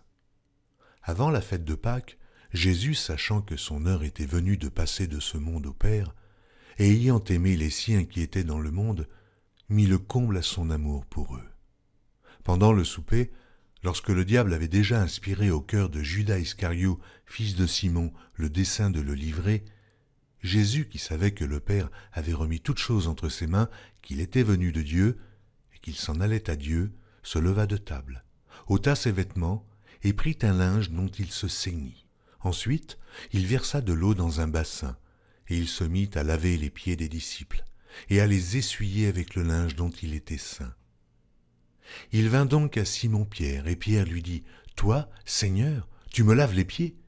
Jésus lui répondit, « Ce que je fais, tu ne le comprends pas maintenant, mais tu le comprendras bientôt. » Pierre lui dit, « Non, jamais, jamais tu ne me laveras les pieds. » Jésus lui répondit, « Si je ne te lave, tu n'auras point de part avec moi. » Simon-Pierre lui dit, « Seigneur, non seulement les pieds, mais encore les mains et la tête. » Jésus lui dit, « Celui qui est lavé n'a besoin que de se laver les pieds pour être entièrement pur. Et vous êtes purs, mais non pas tous, car il connaissait celui qui le livrait. C'est pourquoi il dit, « Vous n'êtes pas tous purs. » Après qu'il leur eut lavé les pieds et qu'il eut pris ses vêtements, il se remit à table et leur dit, « Comprenez-vous ce que je vous ai fait? Vous m'appelez Maître et Seigneur, et vous dites bien, car je le suis. Si donc je vous ai lavé les pieds, moi, le Seigneur et le Maître, vous devez aussi vous laver les pieds les uns aux autres, car je vous ai donné un exemple, afin que vous fassiez comme je vous ai fait. En vérité, je vous le dis, le serviteur n'est pas plus grand que son Seigneur, ni l'apôtre plus grand que celui qui l'a envoyé. Si vous savez ces choses, vous êtes heureux, pourvu que vous les pratiquiez. Ce n'est pas de vous tous que je parle, je connais ceux que j'ai choisis. Mais il faut que l'Écriture s'accomplisse. Celui qui mange avec moi le pain a levé son talon contre moi. Dès à présent, je vous le dis, avant que la chose arrive, afin que, lorsqu'elle arrivera, vous croyiez à ce que je suis. En vérité, je vous le dis, celui qui reçoit celui que j'aurai envoyé me reçoit, et celui qui me reçoit celui qui m'a envoyé. » Ayant ainsi parlé, Jésus fut troublé en son esprit, et il dit expressément, « En vérité, je vous le dis, l'un de vous me livrera. » Les disciples se regardaient les uns les autres, ne sachant de qui ils parlaient. Un des disciples, celui que Jésus aimait, était couché sur le sein de Jésus. Simon, Pierre, lui fit signe de demander qui était celui dont parlait Jésus. Et ce disciple, s'étant penché sur la poitrine de Jésus, lui dit, « Seigneur, qui est-ce » Jésus répondit, « C'est celui à qui je donnerai le morceau trempé. » Et, ayant trempé le morceau, il le donna à Judas, fils de Simon l'Iscario. Dès que le morceau fut donné, Satan entra dans Judas. Jésus lui dit, « Ce que tu fais, fais-le promptement. » Mais aucun de ceux qui étaient à table ne comprit pourquoi il lui disait cela, car quelques-uns pensaient que, comme Judas avait la bourse, Jésus voulait lui dire « Achète ce dont nous avons besoin pour la fête », ou qu'il lui commandait de donner quelque chose aux pauvres. Judas, ayant pris le morceau, se hâta de sortir. Il était nuit. Lorsque Judas fut sorti, Jésus dit « Maintenant, le Fils de l'homme a été glorifié, et Dieu a été glorifié en lui. Si Dieu a été glorifié en lui, Dieu aussi le glorifiera en lui-même, et il se glorifiera bientôt. Mes petits enfants, je suis pour peu de temps encore avec vous. Vous me chercherez et, comme j'ai dit aux Juifs, vous ne pouvez venir où je vais. Je vous le dis aussi maintenant. Je vous donne un commandement nouveau. Aimez-vous les uns les autres comme je vous ai aimés. Vous aussi, aimez-vous les uns les autres. À ceci tous connaîtront que vous êtes mes disciples, si vous avez de l'amour les uns pour les autres. » Simon Pierre lui dit, « Seigneur, où vas-tu » Jésus répondit, « Tu ne peux pas maintenant me suivre où je vais, mais tu me suivras plus tard. » « Seigneur, lui dit Pierre, pourquoi ne puis-je pas te suivre maintenant ? Je donnerai ma vie pour toi. » Jésus répondit, « Tu donneras ta vie pour moi. En vérité, je te le dis, le coq ne chantera pas que tu ne m'aies renié 3 fois. » Jean, chapitre 14. Que votre cœur ne se trouble point. Croyez en Dieu et croyez en moi. Il y a plusieurs demeures dans la maison de mon Père. Si cela n'était pas, je vous l'aurais dit, je vais vous préparer une place. Et lorsque je m'en serai allé et que je vous aurai préparé une place, je reviendrai, et je vous prendrai avec moi, afin que là où je suis, vous y soyez aussi. Vous savez où je vais, et vous en savez le chemin. Thomas lui dit, « Seigneur, nous ne savons où tu vas. Comment pouvons-nous en savoir le chemin ?» Jésus lui dit, « Je suis le chemin, la vérité et la vie. Nul ne vient au Père que par moi. Si vous me connaissiez, vous connaîtriez aussi mon Père, et dès maintenant vous le connaissez, et vous l'avez vu. » Philippe lui dit, « Seigneur, montre-nous le Père, et cela nous suffit. » Jésus lui dit, « Il y a si longtemps que je suis avec vous, et tu ne m'as pas connu, Philippe. Celui qui m'a vu a vu le Père. Comment dis-tu, montre-nous le Père ? Ne crois-tu pas que je suis dans le Père, et que le Père est en moi ? Les paroles que je vous dis, je ne les dis pas de moi-même, et le Père qui demeure en moi, c'est lui qui fait les œuvres. Croyez-moi, je suis dans le Père, et le Père est en moi. Croyez du moins à cause de ses œuvres. En vérité, je vous le dis, celui qui croit en moi fera aussi les œuvres que je fais, et il en fera de plus grandes, parce que je m'en vais au Père. Et tout ce que vous demanderez en mon nom, je le ferai, afin que le Père soit glorifié par le Fils. Si vous demandez quelque chose en mon nom, je le ferai. Si vous m'aimez, gardez mes commandements. Et moi je prierai le Père, et il vous donnera un autre consolateur, afin qu'il demeure éternellement avec vous. L'Esprit de vérité, que le monde ne peut recevoir, parce qu'il ne le voit point et ne le connaît point, mais vous le connaissez, car il demeure avec vous, et il sera en vous. Je ne vous laisserai pas orphelin, je viendrai à vous.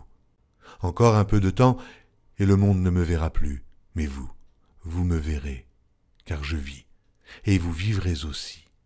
En ce jour-là, vous connaîtrez que je suis en mon Père, que vous êtes en moi, et que je suis en vous.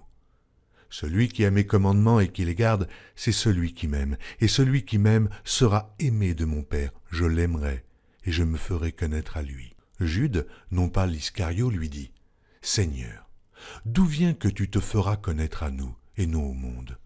Jésus lui répondit, « Si quelqu'un m'aime, il gardera ma parole, et mon Père l'aimera. Nous viendrons à lui, et nous ferons notre demeure chez lui. Celui qui ne m'aime pas ne garde point mes paroles.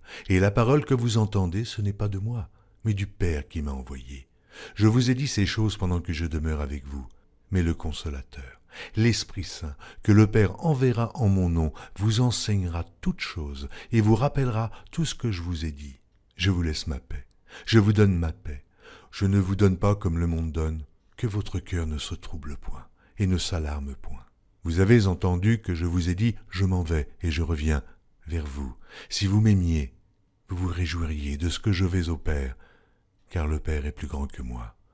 Et maintenant je vous ai dit ces choses avant qu'elles arrivent, afin que, lorsqu'elles arriveront, vous croyiez. Je ne parlerai plus guère avec vous, car le prince du monde vient. Il n'a rien en moi, mais afin que le monde sache que j'aime le Père et que j'agis selon l'ordre que le Père m'a donné, levez-vous, partons d'ici. Jean, chapitre 15. Je suis le vrai cep et mon Père est le vigneron. Tout sarment qui est en moi, qui ne porte pas de fruit, il le retranche, et tout sarment qui porte du fruit, il l'émonde, afin qu'il porte encore plus de fruits. Déjà vous êtes purs, à cause de la parole que je vous ai annoncée. Demeurez en moi, et je demeurerai en vous. Comme le sarment ne peut de lui-même porter du fruit s'il ne demeure attaché au cep, ainsi vous ne le pouvez non plus, si vous ne demeurez en moi. Je suis le cep, et vous êtes les sarments. Celui qui demeure en moi et en qui je demeure porte beaucoup de fruits, car sans moi, vous ne pouvez rien faire. Si quelqu'un ne demeure pas en moi, il est jeté dehors, comme le sarment, et il sèche. Puis on ramasse les sarments, et on les jette au feu, et ils brûlent. Si vous demeurez en moi et que mes paroles demeurent en vous, demandez ce que vous voudrez, et cela vous sera accordé. Si vous portez beaucoup de fruits, c'est ainsi que mon Père sera glorifié, et que vous serez mes disciples. Comme le Père m'a aimé, je vous ai aussi aimé. Demeurez dans mon amour. Si vous gardez mes commandements, vous demeurerez dans mon amour, de même que j'ai gardé les commandements de mon Père et que je demeure dans son amour. Je vous ai dit ces choses afin que ma joie soit en vous et que votre joie soit parfaite. Ceci est mon commandement. Aimez-vous les uns les autres comme je vous ai aimés. Il n'y a pas de plus grand amour que de donner sa vie pour ses amis. Vous êtes mes amis, si vous faites ce que je vous commande. Je ne vous appelle plus serviteur, parce que le serviteur ne sait pas ce que fait son maître, mais je vous ai appelé ami parce que je vous ai fait connaître tout ce que j'ai appris de mon Père. Ce n'est pas vous qui m'avez choisi, mais moi je vous ai choisi, et je vous ai établi, afin que vous alliez et que vous portiez du fruit, et que votre fruit demeure, afin que ce que vous demanderez au Père en mon nom, il vous le donne. Ce que je vous commande, c'est de vous aimer les uns les autres. Si le monde vous hait, sachez qu'il m'a haï avant vous. Si vous étiez du monde, le monde aimerait ce qui est à lui. Mais parce que vous n'êtes pas du monde, et que je vous ai choisi du milieu du monde, à cause de cela, le monde vous hait. Souvenez-vous de la parole que je vous ai dite. Le serviteur n'est pas plus grand que son maître. S'ils m'ont persécuté, ils vous persécuteront aussi. S'ils ont gardé ma parole, ils garderont aussi la vôtre. Mais ils vous feront toutes ces choses à cause de mon nom, parce qu'ils ne connaissent pas celui qui m'a envoyé. Si je n'étais pas venu et que je ne leur eusse point parlé, ils n'auraient pas de péché. Mais maintenant, ils n'ont aucune excuse de leur péché.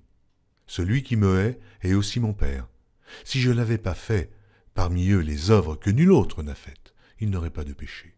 Mais maintenant, ils les ont vus, et ils ont haï moi et mon Père. Mais cela est arrivé afin que s'accomplisse la parole qui est écrite dans leur loi. Ils m'ont haï sans cause. Quand sera venu le Consolateur, que je vous enverrai de la part de mon Père, l'Esprit de vérité qui vient du Père, il rendra témoignage de moi. Et vous aussi, vous rendrez témoignage parce que vous êtes avec moi dès le commencement. Jean, chapitre 16. Je vous ai dit ces choses afin qu'elles ne soient pas pour vous une occasion de chute. Ils vous excluront des synagogues, et même l'heure vient où quiconque vous fera mourir croira rendre un culte à Dieu. Et ils agiront ainsi parce qu'ils n'ont connu ni le Père, ni moi. Je vous ai dit ces choses afin que, lorsque l'heure sera venue, vous vous souveniez que je vous les ai dites. Je ne vous ai pas parlé dès le commencement, parce que j'étais avec vous. Maintenant je m'en vais vers celui qui m'a envoyé, et aucun de vous ne me demande « Où vas-tu » Mais parce que je vous ai dit ces choses, la tristesse a rempli votre cœur. Cependant, je vous dis la vérité, il vous est avantageux que je m'en aille, car si je ne m'en vais pas, le Consolateur ne viendra pas vers vous, mais si je m'en vais, je vous l'enverrai. Et quand il sera venu, il convaincra le monde en ce qui concerne le péché, la justice et le jugement. En ce qui concerne le péché, parce qu'il ne croit pas en moi. La justice, parce que je vais au Père et que vous ne me verrez plus. Le jugement, parce que le prince de ce monde est jugé. Oh, j'ai encore beaucoup de choses à vous dire, mais vous ne pouvez les porter maintenant. Quand le Consolateur sera venu, l'Esprit de vérité, il vous conduira dans toute la vérité, car il ne parlera pas de lui-même, mais il dira tout ce qu'il aura entendu, et il vous annoncera les choses à venir. Il me glorifiera, parce qu'il prendra de ce qui est à moi, et vous l'annoncera. Tout ce que le Père est à moi, c'est pourquoi j'ai dit qu'il prend de ce qui est à moi, et qu'il vous l'annoncera. Encore un peu de temps, et vous ne me verrez plus. Et puis, encore un peu de temps, et vous me verrez, parce que je vais au Père. Là-dessus, quelques-uns de ses disciples dirent entre eux, « Que signifie ce qu'il nous dit?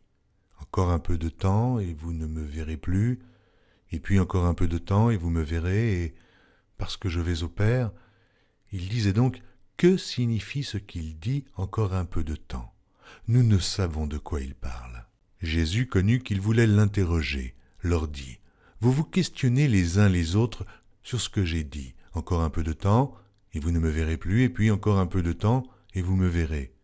En vérité, je vous le dis, vous pleurerez, et vous vous lamenterez, et le monde se réjouira. Vous serez dans la tristesse, mais votre tristesse se changera en joie. La femme, lorsqu'elle enfante, éprouve de la tristesse, parce que son heure est venue. Mais lorsqu'elle a donné le jour à l'enfant, elle ne se souvient plus de la souffrance à cause de la joie qu'elle a de ce qu'un homme est né dans le monde. Vous donc aussi, vous êtes maintenant dans la tristesse, mais je vous reverrai, et votre cœur se réjouira, et nul ne vous ravira votre joie. En ce jour-là, vous ne m'interrogerez plus sur rien. En vérité, je vous le dis, ce que vous demanderez au Père, il vous le donnera en mon nom. Jusqu'à présent, vous n'avez rien demandé en mon nom. Demandez, et vous recevrez afin que votre joie soit parfaite. Je vous ai dit ces choses en parabole. L'heure vient où je ne vous parlerai plus en parabole, mais où je vous parlerai ouvertement du Père. En ce jour, vous demanderez en mon nom. Et je ne vous dis pas que je prierai le Père pour vous, car le Père lui-même vous aime, parce que vous m'avez aimé, et que vous avez cru que je suis sorti de Dieu. Je suis sorti du Père, et je suis venu dans le monde. Maintenant, je quitte le monde, et je vais au Père.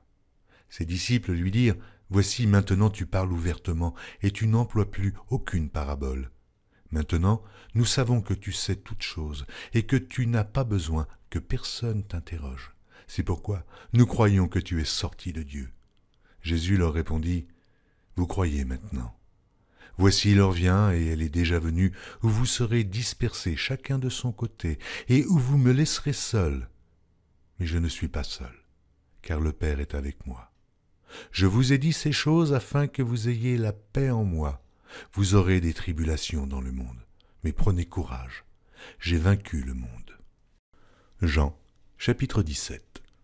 Après avoir ainsi parlé, Jésus leva les yeux au ciel et dit, « Père, l'heure est venue. Glorifie ton Fils afin que ton Fils te glorifie, selon que tu lui as donné pouvoir sur toute chair, afin qu'il accorde la vie éternelle à tous ceux que tu lui as donnés. Or, la vie éternelle, c'est qu'ils te connaissent, toi, le seul vrai Dieu, et celui que tu as envoyé, Jésus-Christ. Je t'ai glorifié sur la terre, j'ai achevé l'œuvre que tu m'as donnée à faire. Et maintenant, toi, Père, glorifie-moi auprès de toi-même de la gloire que j'avais auprès de toi, avant que le monde fût. J'ai fait connaître ton nom aux hommes que tu m'as donnés du milieu du monde. Ils étaient à toi, et tu me les as donnés. et ils ont gardé ta parole. Maintenant, ils ont connu que tout ce que tu m'as donné vient de toi. Car je leur ai donné les paroles que tu m'as données, et ils les ont reçues. Et ils ont vraiment connu que je suis sorti de toi, et ils ont cru que tu m'as envoyé. C'est pour eux que je te prie. Je ne prie pas pour le monde, mais pour ceux que tu m'as donnés, parce qu'ils sont à toi. Et tout ce qui est à toi est à moi, et tout ce qui est à moi est à toi. Et je suis glorifié en eux. Je ne suis plus dans le monde, et ils sont dans le monde, et je vais à toi, Père Saint. Garde en ton nom ceux que tu m'as donnés, afin qu'ils soient un, comme nous. Lorsque j'étais avec eux dans le monde, je les gardais en ton nom. J'ai gardé ceux que tu m'as donnés, et aucun d'eux ne s'est perdu, sinon le fils de perdition, afin que l'écriture fût accomplie. Et maintenant je vais à toi, et je dis ces choses dans le monde, afin qu'ils aient en eux ma joie parfaite. Je leur ai donné ta parole, et le monde les a haïs, parce qu'ils ne sont pas du monde, comme moi je ne suis pas du monde.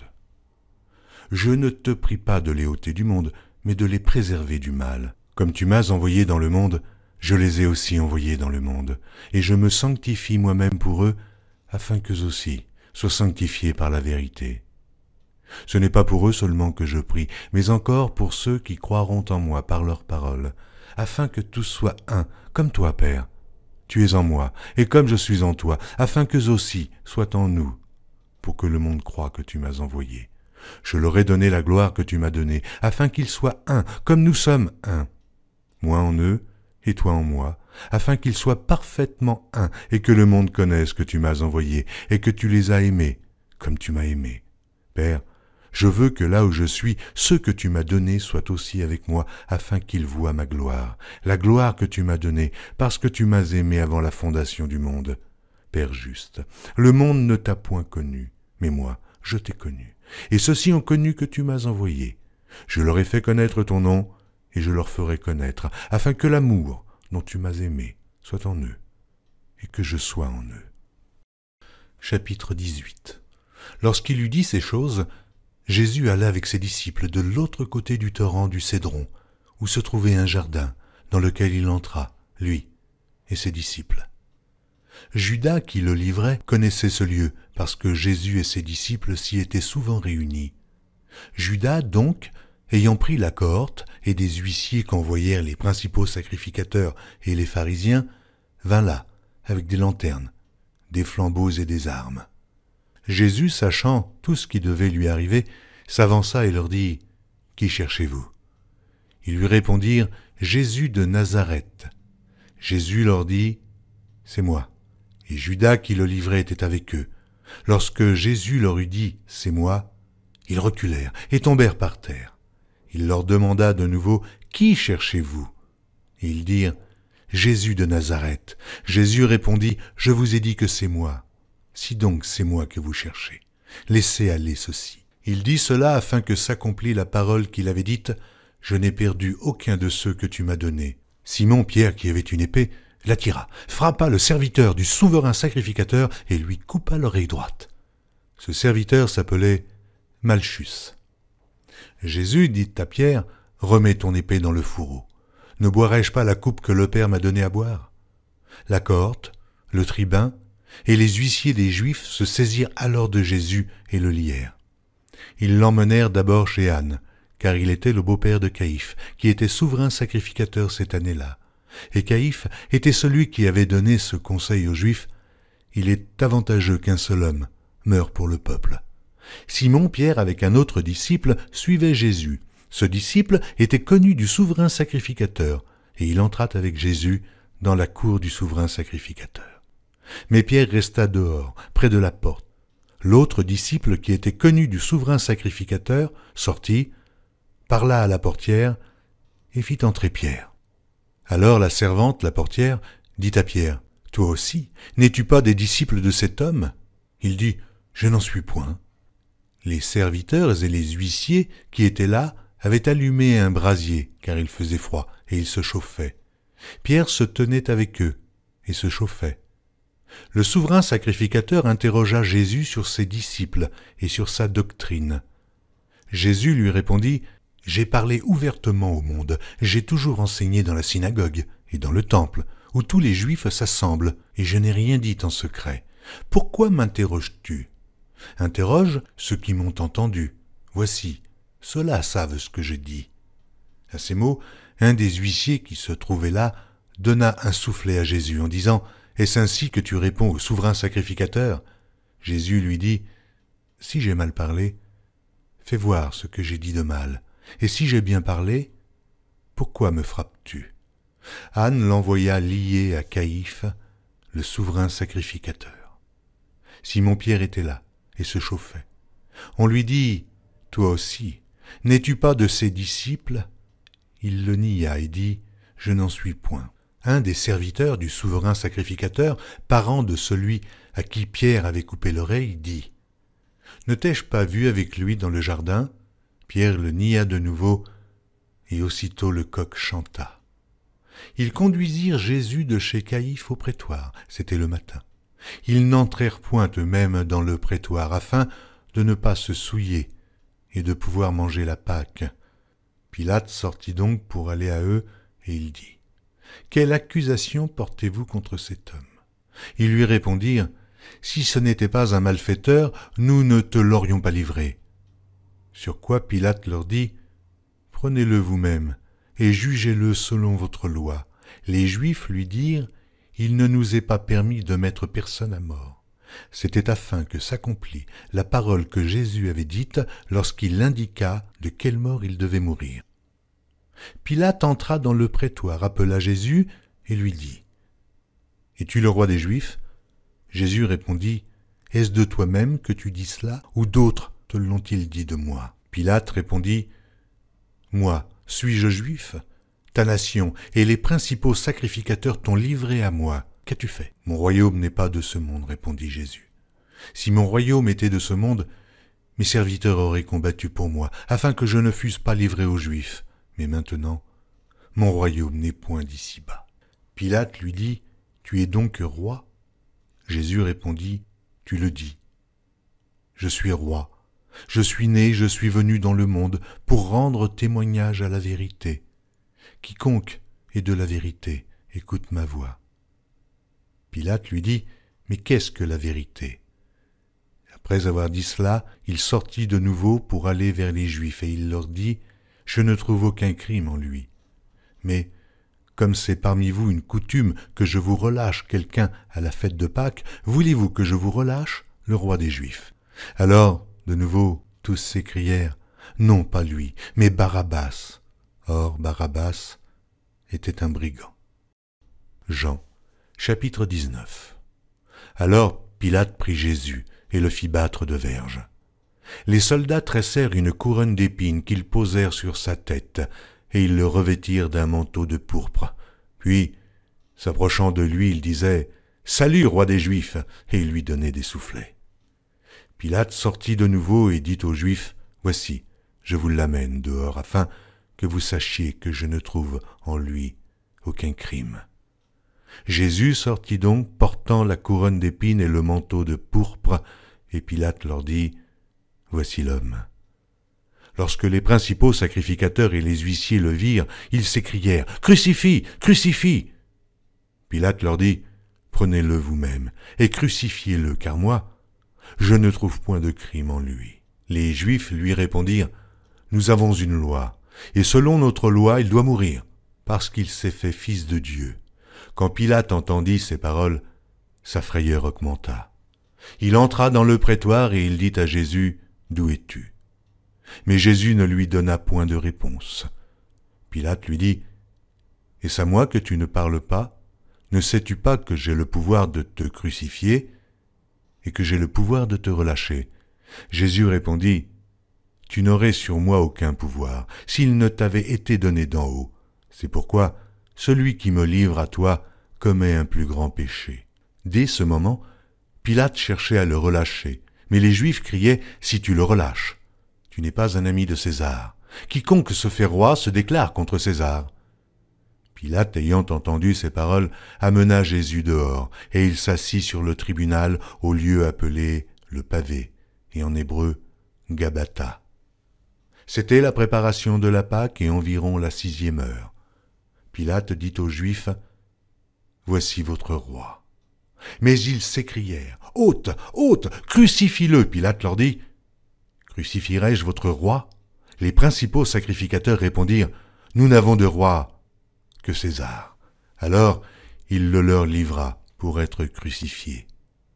Ils prirent donc Jésus et l'emmenèrent. Jésus, portant sa croix, arriva au lieu du crâne qui se nomme en hébreu Golgotha. C'est là qu'il fut crucifié, et 2 autres avec lui, un de chaque côté, et Jésus au milieu. Pilate fit une inscription qu'il plaça sur la croix et qui était ainsi conçue: « Jésus de Nazareth, roi des Juifs. » Beaucoup de Juifs lurent cette inscription parce que le lieu où Jésus fut crucifié était près de la ville. Elle était en hébreu, en grec et en latin. Les principaux sacrificateurs des Juifs dirent à Pilate, « N'écris pas roi des Juifs, mais écris qu'il a dit, je suis roi des Juifs. » Pilate répondit, « Ce que j'ai écrit, je l'ai écrit. » Les soldats, après avoir crucifié Jésus, prirent ses vêtements et ils en firent 4 parts, une part pour chaque soldat. Ils prirent aussi sa tunique qui était sans couture, d'un seul tissu, depuis le haut jusqu'en bas, et ils dirent entre eux, « Ne la déchirons pas, mais tirons au sort à qui elle sera. » Cela arriva afin que s'accomplisse cette parole de l'Écriture. Ils se sont partagés mes vêtements, et ils ont tiré au sort ma tunique. Voilà ce que firent les soldats. Près de la croix de Jésus se tenait sa mère, et la sœur de sa mère, Marie, femme de Clopas, et Marie de Magdala. Jésus, voyant sa mère et auprès d'elle le disciple qu'il aimait, dit à sa mère, « Femme, voilà ton fils. » Puis il dit au disciple, « Voilà ta mère. » Et dès ce moment, le disciple la prit chez lui. Après cela, Jésus, qui savait que tout était déjà consommé, dit, afin que l'écriture fût accomplie, « J'ai soif. » Il y avait là un vase plein de vinaigre. Les soldats en remplirent une éponge et, l'ayant fixée à une branche d'hysope, ils l'approchèrent de sa bouche.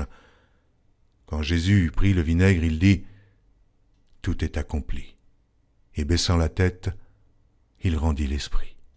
Dans la crainte que les corps ne restassent sur la croix pendant le Shabbat, car c'était la préparation et ce jour de Shabbat était un grand jour, les Juifs demandèrent à Pilate qu'on rompît les jambes aux crucifiés et qu'on les enlevât.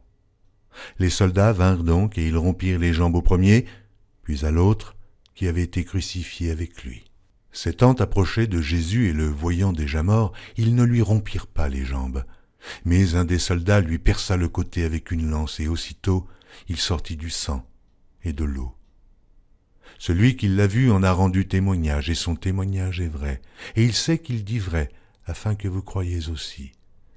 Ces choses sont arrivées afin que l'Écriture fût accomplie. Aucun de ces os ne sera brisé.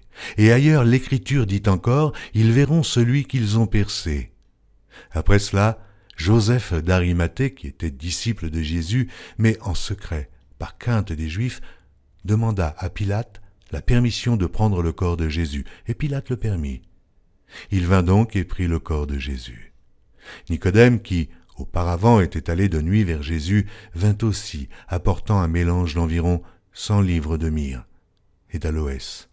Il prit donc le corps de Jésus, elles l'enveloppèrent de bandes avec les aromates, comme c'est la coutume d'ensevelir chez les Juifs. Or, il y avait un jardin dans le lieu où Jésus avait été crucifié, et dans le jardin, un sépulcre neuf, où personne encore n'avait été mis. Ce fut là qu'ils déposèrent Jésus à cause de la préparation des Juifs, parce que le sépulcre était proche. Jean, chapitre 20.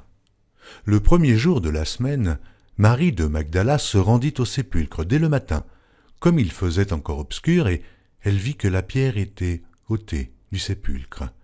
Elle courut vers Simon-Pierre et vers l'autre disciple que Jésus aimait et leur dit, « Ils ont enlevé du sépulcre le Seigneur, et nous ne savons où ils l'ont mis. » Pierre et l'autre disciple sortirent et allèrent au sépulcre.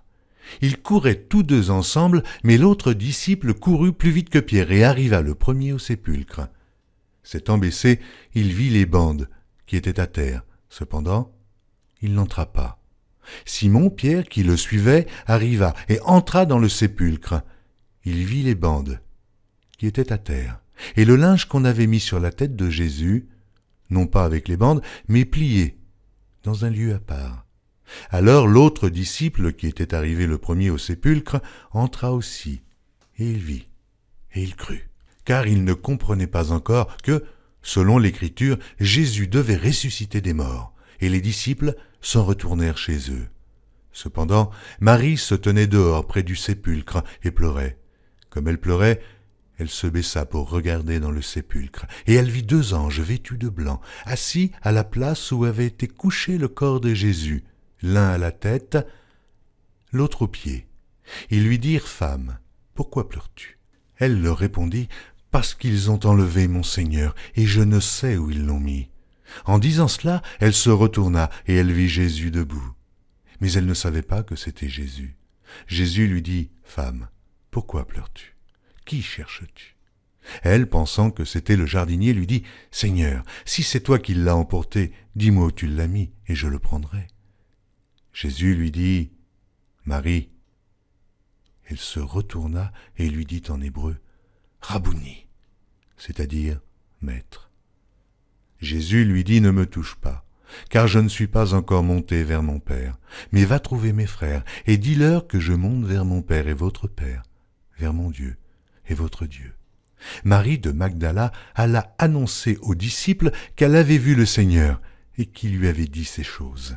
Le soir de ce jour, qui était le premier de la semaine, les portes du lieu où se trouvaient les disciples, étant fermées à cause de la crainte qu'ils avaient des Juifs, Jésus vint, se présenta au milieu d'eux et leur dit « La paix soit avec vous. » Quand il eut dit cela, il leur montra ses mains et son côté. Les disciples furent dans la joie en voyant le Seigneur. Jésus leur dit de nouveau « La paix soit avec vous. Comme le Père m'a envoyé, moi aussi je vous envoie. » Après ces paroles, il souffla sur eux et leur dit « Recevez le Saint-Esprit. Ceux à qui vous pardonnerez les péchés, ils leur seront pardonnés, et ceux à qui vous les retiendrez, ils leur seront retenus. » Thomas, appelé Didyme, l'un des 12, n'était pas avec eux lorsque Jésus vint. Les autres disciples lui dirent donc « Nous avons vu le Seigneur », mais il leur dit « Si je ne vois dans ses mains la marque des clous, et si je ne mets mon doigt dans la marque des clous, et si je ne mets ma main dans son côté, je ne croirai point. » 8 jours après, les disciples de Jésus étaient de nouveau dans la maison, et Thomas se trouvait avec eux. Jésus vint. Les portes étant fermées, se présenta au milieu d'eux et dit « La paix soit avec vous. » Puis il dit à Thomas « Avance ici ton doigt, et regarde mes mains. Avance aussi ta main, et mets-la dans mon côté, et ne sois pas incrédule, mais crois. » Thomas lui répondit « Mon Seigneur et mon Dieu. » Jésus lui dit « Parce que tu m'as vu, tu as cru. Heureux ceux qui n'ont pas vu et qui ont cru. » Jésus a fait encore en présence de ses disciples beaucoup d'autres miracles qui ne sont pas écrits dans ce livre. Mais ces choses ont été écrites afin que vous croyiez que Jésus est le Christ, le Fils de Dieu, et qu'en croyant, vous ayez la vie en son nom. Jean, chapitre 21. Après cela, Jésus se montra encore aux disciples sur les bords de la mer de Tibériade, et voici de quelle manière il se montra. Simon-Pierre, Thomas appelé Didyme, Nathanaël de Cana en Galilée, les fils de Zébédée et 2 autres disciples de Jésus étaient ensemble. Simon, Pierre leur dit « Je vais pêcher. » Ils lui dirent « Nous allons aussi avec toi. » Ils sortirent et montèrent dans une barque, et cette nuit-là, ils ne prirent rien. Le matin étant venu, Jésus se trouva sur le rivage, mais les disciples ne savaient pas que c'était Jésus. Jésus leur dit « Enfants, n'avez-vous rien à manger ?» Ils lui répondirent « Non. » Il leur dit « Jetez le filet du côté droit de la barque et vous trouverez. » Ils le jetèrent donc, et ils ne pouvaient plus le retirer à cause de la grande quantité de poissons. Alors le disciple que Jésus aimait dit à Pierre « C'est le Seigneur !» Et Simon-Pierre, dès qu'il eut entendu que c'était le Seigneur, mit son vêtement et sa ceinture, car il était nu, et se jeta dans la mer. Les autres disciples vinrent avec la barque, tirant le filet plein de poissons, car ils n'étaient éloignés de terre que d'environ 200 coudées. Lorsqu'ils furent descendus à terre, ils virent là des charbons allumés, du poisson dessus et du pain. Jésus leur dit, « Apportez des poissons que vous venez de prendre. » Simon-Pierre monta dans la barque et tira à terre le filet plein de 153 grands poissons. Et quoiqu'il y en eût tant, le filet ne se rompit point. Jésus leur dit, « Venez manger. » Et aucun des disciples n'osait lui demander, « Qui es-tu » sachant que c'était le Seigneur. Jésus s'approcha, prit le pain et leur en donna. Il fit de même du poisson. C'était déjà la 3e fois que Jésus se montrait à ses disciples depuis qu'il était ressuscité des morts. Après qu'ils eurent mangé, Jésus dit à Simon-Pierre, « Simon, fils de Jonas, m'aimes-tu plus que ne m'aime ceux-ci » Il lui répondit, « Oui, Seigneur, tu sais que je t'aime. » Jésus lui dit, « Paie mes agneaux. » Il lui dit une seconde fois, « Simon, fils de Jonas, m'aimes-tu » Pierre lui répondit, « Oui, Seigneur, tu sais que je t'aime. » Jésus lui dit, « Paie mes brebis. » Il lui dit pour la 3e fois, « Simon, fils de Jonas, m'aimes-tu » Pierre fut attristé de ce qu'il lui avait dit pour la 3e fois, « M'aimes-tu » Et il lui répondit, « Seigneur, tu sais toutes choses, tu sais que je t'aime. »